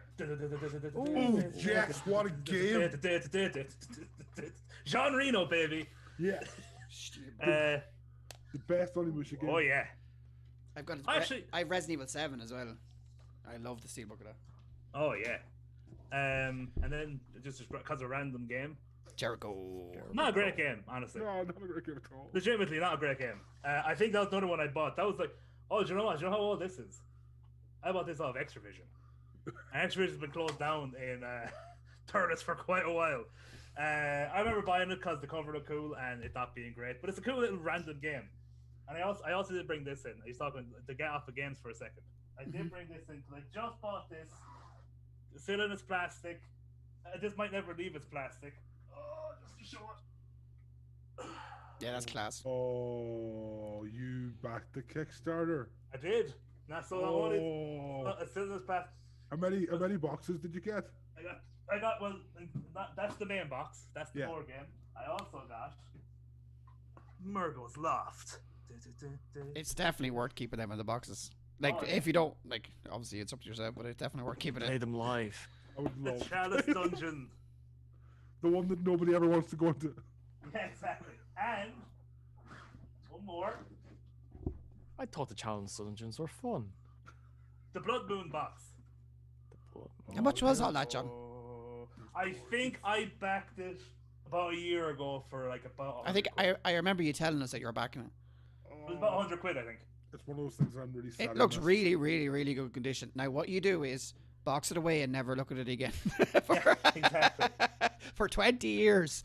20 years! I've got a few more random ones that aren't as cool, but because I went to the bother of bringing them in front of me, I'm just going to pop them up real quick. There's 4. Okay. So we got, of course, put them. PS2, red. Has its booklet, but it's the box is a bit of shit. So. I just like bringing all the games. I'm just going to pop up everyone with you.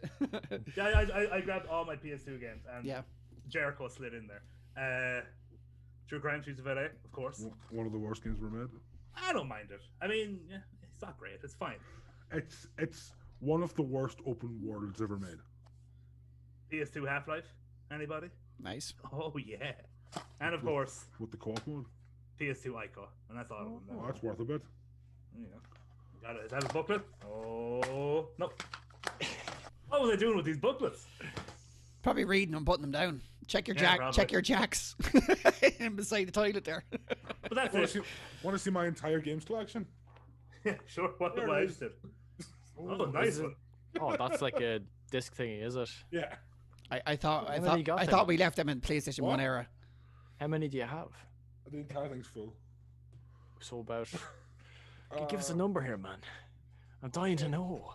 Your camera's lost focus there. It did. He's gone. Just like that. He's back He's in there. gone. He's back. Okay. Well, he can't. I've actually just after seeing something on my table here that might be interesting. But do you guys remember these?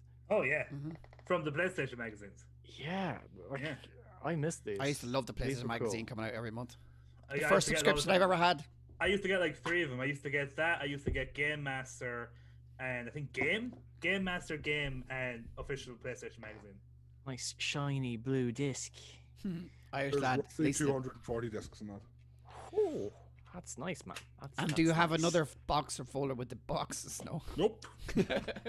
That reminds me of PlayStation 1. That was such a big thing in the PlayStation 1 era that we all got the boxes and threw them away and put all the discs into the container, into them little container things. When I went Yeah. when I went to college, I was like, I'm not carrying boxes with me. I'm taking all my games with me. Yeah, well, that's fair. Yeah. It's been that's, working since. that's fair. I It's suppose- mostly 360, PS3, and there's Wii and Wii U games in there as well. But there's lots of fun hours to play games if you're looking to Oh, jump it's in. honestly that there thing is the reason why I'm going to buy a Series X because I need a disc tray. There's Yeah. too many good games there that I need to play again. That's fair enough. I suppose we're on to myself. Yeah. Me, I've got a bit of a fetish for Seal games. They're not all in here. A lot of them are away. To be fair, it's the smart way to buy. Yeah, to be honest, every game that I have here, I have a double of. So like it's if I have the game here, I have it somewhere else in an unsealed one. But I actually was looking through, and it is monetary. I'm gonna like at this. I have a box, my retirement box, I call it, and I put loads of stuff into it, and it's up there, and these are as part of it. So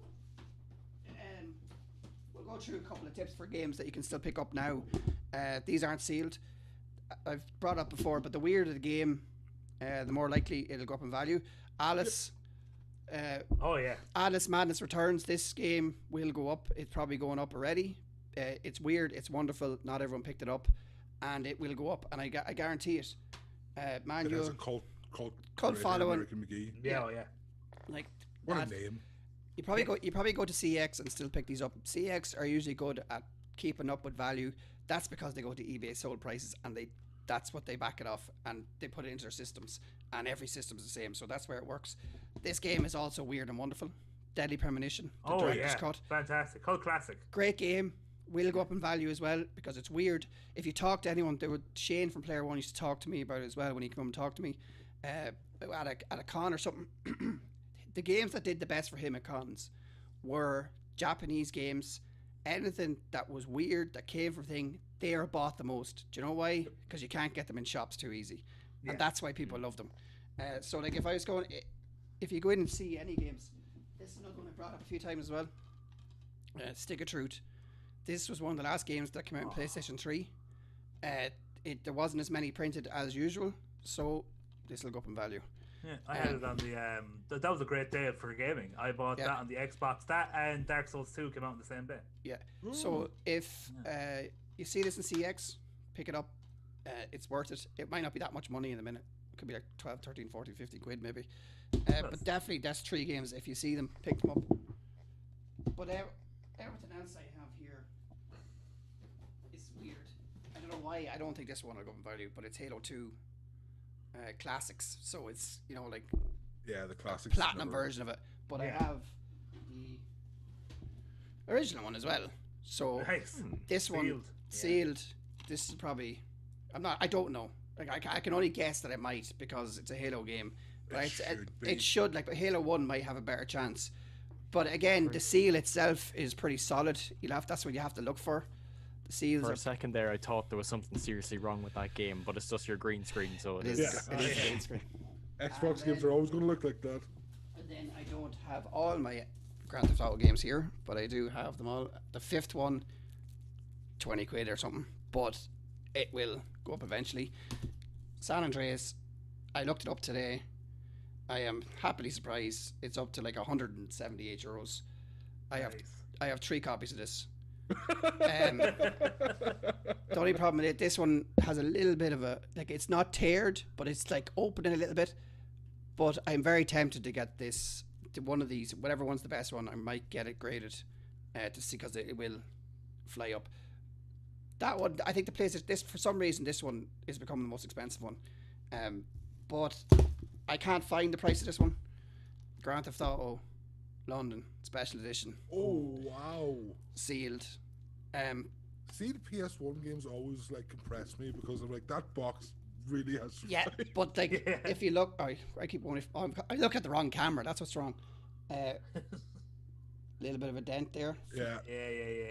And then still though, for that a platinum version of Grand Theft Auto 1. I have a black version as well. It's up there. Grand Theft Auto 3 sealed. I have all of them. They're just not all here. What else is here? That's all my games that I'd show right now. If in 2021, what I'd say retro with Brexit, it's harder to buy from the UK right now. I don't know if that'll change or not, but you're going to see retro going up in price because we do not have the same supply as the UK here. We don't have the population density. So if people start refusing to send it over here, things are going to start going up. So hold on to whatever you have. Nintendo's, if anything boxed at all, keep it. It's going to be worth a few quid. Super Nintendo's, keep them up, keep them boxed. If you have them now, obviously we love playing them, take them out and play them, but keep the boxes. Especially the boxes. Keep them mint. If you find a copy of Panzer Dragoon Saga or Earthbound, you're in the money. It's getting them. That's the thing. Another thing as well, I got a bit of shit for this. Go on. Finding an Earthbound in the wild would be amazing. It's the problem as well all the time. I think CX is after ruining a lot of things, finding things in the wild, because a lot of the time it used to be people going to charity shops to get rid of stuff because they know where else to go. Yeah. Whereas now they're like, well, CX will take it. So I'll bring it there, and they throw 30, 40 quid on something they get. This, I'm going to get shit for this as well, but I put the tip up yesterday. It's Cara Dunn. Honestly, Paddy, I'm more offended by the fact that it's a Funko Pop. Why? Oh God, I hate those things so much. Fair enough. But anything, I've actually ordered the figurines as well, but these are going to be these are going to be stopped being made. Yeah, of very course. soon. Yeah. And so is the figurines from, who are they called? Who makes the figures? Hasbro. They've already come out and said they've stopped. They're not making them anymore. Yeah. And they've shot up in price. So they've gone from 30 quid to 250 quid in a matter of days. So I know, I hate what you said. Don't get me wrong. I don't care. It's not me. Okay, I don't give a shit. I see an opportunity. I take it. I don't care. And it's not. I'm all for it. I don't to be honest with you. I'm all for the collector's thing. I have loads of shit here, as things said, that I probably won't. I don't want to get robbed. So it's a lot of stuff here. But I love, to be honest, I'm passionate about business. I'm passionate about stuff like that there. So I enjoy this stuff. And that's what I'm into. And like, to see something like this and to see jumping on it. And like, this is a nice pop. And I'll keep it well. And like, if it goes up in value, it goes up. If it doesn't, I enjoy the chase. Do you know what I mean? So, So like, if you see this anywhere, pick it up. If you're interested, pick it up. She's a bitch, right? You sound like Del Boy, so you do at the moment, going for the chase and all that. Mine is not to reason why. Mine is to sell and buy. That's exactly. That's a Del Boy quote, and I can live by it. And that's it. And people get offended by it. That's fine. It's up to yourself. I don't bitch at what you like to do, so don't bitch what I like to do. This, like, it came like they said. Someone said to me, "Why would anyone want to buy it?" I said, "I don't know." But someone might. But they will.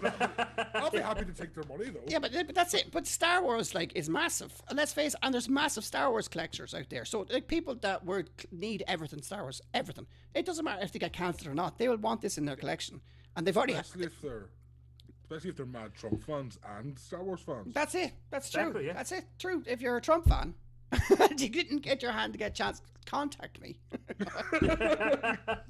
Give Paddy your money. Yeah, but it's like it's kind of like goes down to do you think if someone that owns GameStop cares who comes in and buys off them? Do you understand? You know, exactly. Yeah, they it's don't the do a same background thing. check on everybody. They don't do a background check and say, Yeah. you know what, you said this thing and you don't like that, and you can't. Like, are they going to stop her walking into shops and buying things because she's an absolute ass? Like, you know, there's plenty of people that said stupid shit, and I don't agree with any word she said. I think it's horrible to do. Yeah. I honestly do think it's disgusting. I have no idea. I don't even know who she is. Like, do you know what I mean? But again, another thing for 2021, it is the 25th anniversary of Pokemon. Yes. It is about to blow up even more than it was before. And if you can get some stuff now, well, you can do it, because after this anniversary hits, after Logan Paul does his next, he's doing a massive pack opening again. Get some Pokemon stuff if that's what you're into. If that's what you feel like, I've been making a few quid after, and I've been looking into a lot lately. They can't keep them on the shelves. You can't get anything on the shelves. So what your people are doing is buying them, flipping them, and it's just the way the market is. And it's I was actually processing in my head, and I blame Logan Paul for blowing it up, but I don't think that's true. And the more I think about it, is that the market was there already. Logan Paul just exposed it. Yeah. COVID also helped. People got bored and had money. Yeah, that's another shout as well. The group has some fantastic collections out there. There's some of the stuff that I put up a post the other day, and they're unbelievable. Like some of them have thousands of euros worth of stuff, and they love it, and they're never going to sell it. And that's the collectors. Yeah. I've seen lads. There was a lad I used to deal with years ago. He used to sell me his his doubles of stuff. I can tell you, man, that fella had my whole room full of like Nintendo old SNES games, boxed manuals, the lot. He probably had close to a couple of 100,000 worth of stuff in the room, and it's fantastic to see it, and it's beautiful. Some people just, and then his girlfriend was making him get rid of the stuff. It's like, no, just keep it. That's what people love to do. That's your pastime. That's your passion. Yeah, exactly. Yeah. Like and all fires to them, and keep it up. If that's what you love to do, why not? Do you know what I mean? What else is going to blow up in 2021? Pogs? Are Pogs come back? For anyone who's never seen it, you should look up The Last Gamer on YouTube. He is the guy. He at one stage had the largest video game collection in the world, and there's a video doing a tour of his collection, and it is. I think I might have seen it. Watch. Have you ever seen? His house is like a museum for games. Have you ever seen like a full collection of a specific genre game, like Sega or something? You ever see? This guy has most of them. It's nuts. There's There's actually collectors there that go to get every game in the library of games, and it's nuts. I've seen lads with full Sega Mega Drive collections, full Nintendo collections, boxed, and then you know what the next step is, getting every one of them sealed. But I think that's impossible. Yeah. I honestly do think it's impossible. The problem is there's only 3 full Sega Mega Drive collections in existence. Yeah. Because there's only 3 copies of Tetris. I actually seen a copy. The guy I'm talking about has one of them. He has one of them. I've actually seen. What was I going to say? No, I can't remember. But like I do have a lot of stuff. I have a lot of doubles of stuff. Obviously buying and selling stuff, you come across a lot of things, and you end up getting doubles of things, and then you end up keeping things. It's like, oh no, I'll keep that. I'll keep it. I'll keep this. I'll keep that, and you end up building a big collection of it. I like this. Yeah, I like this. I think I'll keep this, and it's usually the most. It's usually the unusual stuff. Another thing I think might blow up again as well as Yu-Gi-Oh. I think Yu-Gi-Oh is kind of getting there. Not like it might follow the same pattern where Pokemon blew up first and Yu-Gi-Oh blew up second, so it might do it again. Well, here's hoping. I have a lot of cards I could sell. Yeah, you do have like, but they probably are worth a little bit of money now already if you check it out. The original sets, like even just taking out when a new set comes out and there's a very specific card, a rare card, like you could be paying maybe like 30 to 50 quid for that card if you wanted it for your deck. I spent when it comes out. quid for a set of Ash Blossom. That's 3 cards. What's kind of nuts to me is that we had them base set Pokemon cards that were 4 quid for the booster box packs, and now they're worth 11 grand. Yeah. Let's let that sink in for a minute.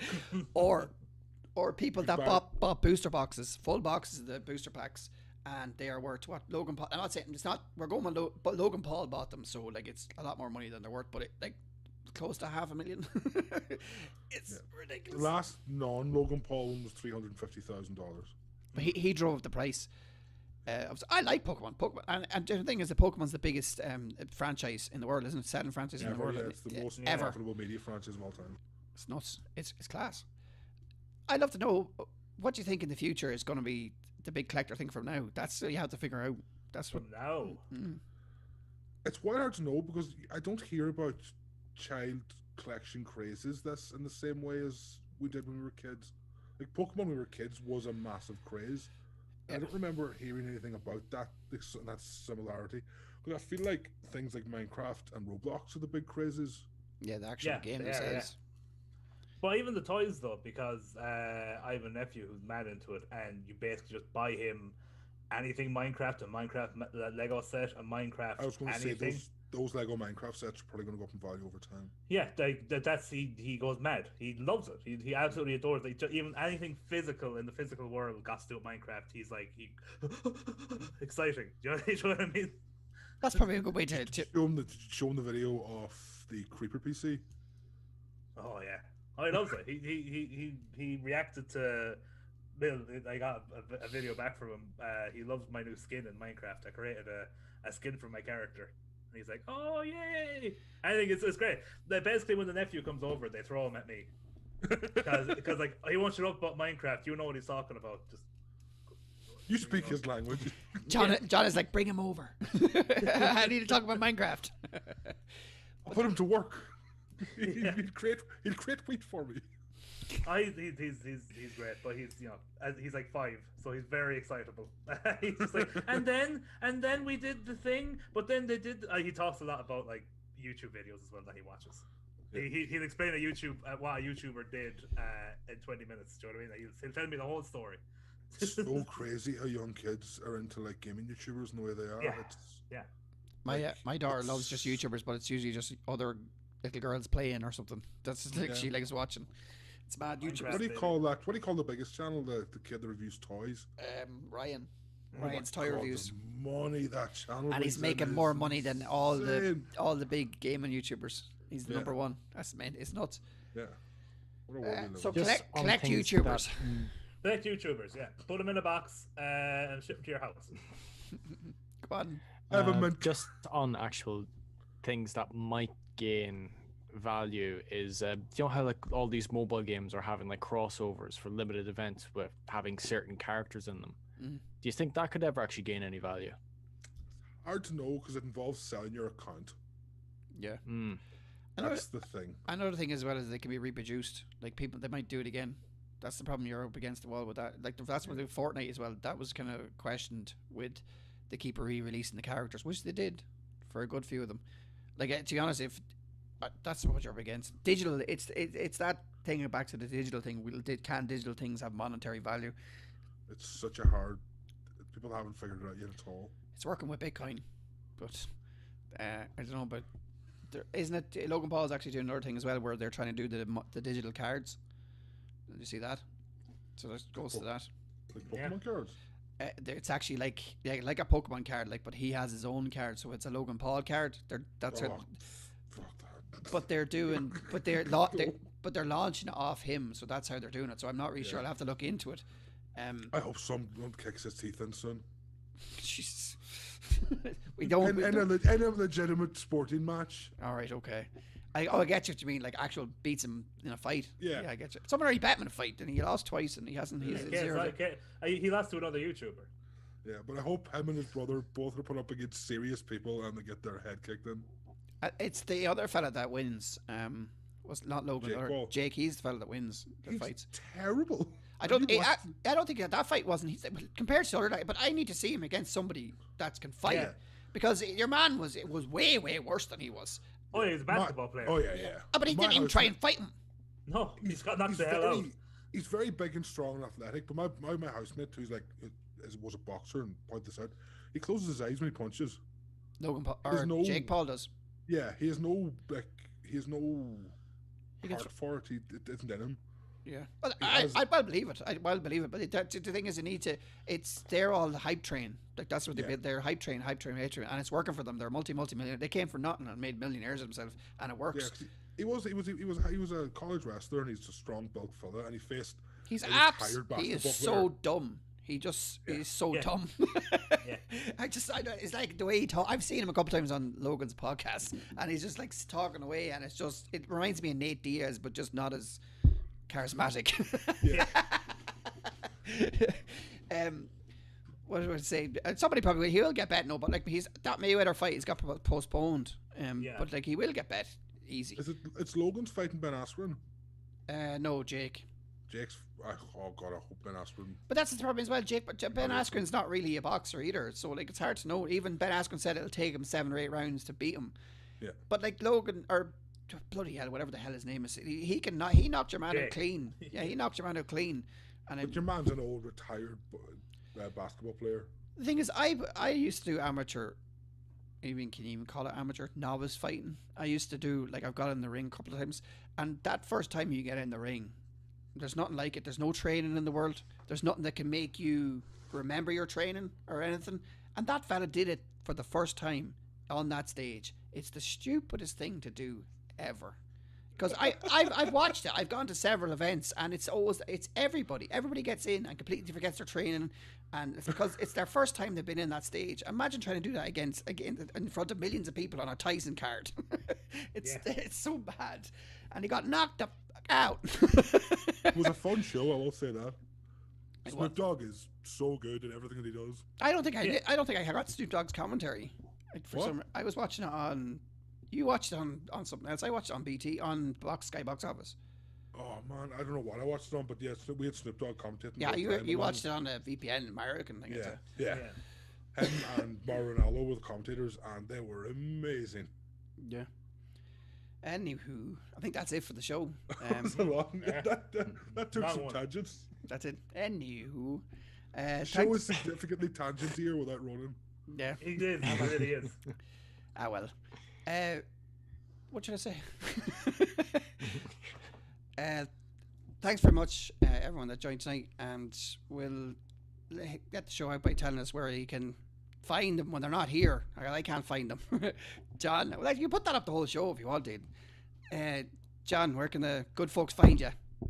Good folks can find me if they want some content. They can follow me over on Twitch. They can follow me on YouTube. It's 20 for Gaming. That's TOOOLD for Gaming. All one word. It's in the actual description as well tonight.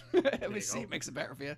And if you want some, just follow me on my socials. It's Facebook, it's Instagram, and it's Twitter, and it's all the same. 20 for Gaming. Nice. Aiden, I guess it's Aiden 616. It should have been 666. 616. There's a 619. There's a huge debate in the translation of that passage that says that 666 is the number of the beast, and a lot of people consider 616 to be the true number, and that's where the number came from. Oh, okay. I've added it to everything since I was 14. There you go. Nice. When I first heard Pat? that. Well, you can find me around the Facebook community over on Facebook. Yeah, you can find me in our Discord channel. I'm there an awful lot more now, trying to chat. I'm not very good at chatting, but I do my best. And Sorry about the YouTube, I do the videos. The videos. And the videos. Yeah, and I think that's it. That's it. Ronan's not here tonight, but I usually over on Twitch streaming at the Alpha Fox TV. The link is in the description.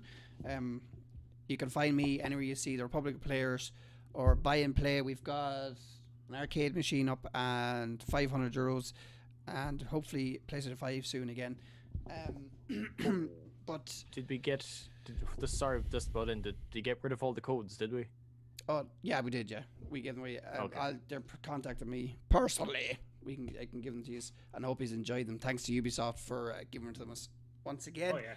Yeah, thanks Ubisoft. Thanks Ubisoft. Thank you, as well. Ubisoft. I've actually enjoyed myself with that game so far. Yeah. Thanks it.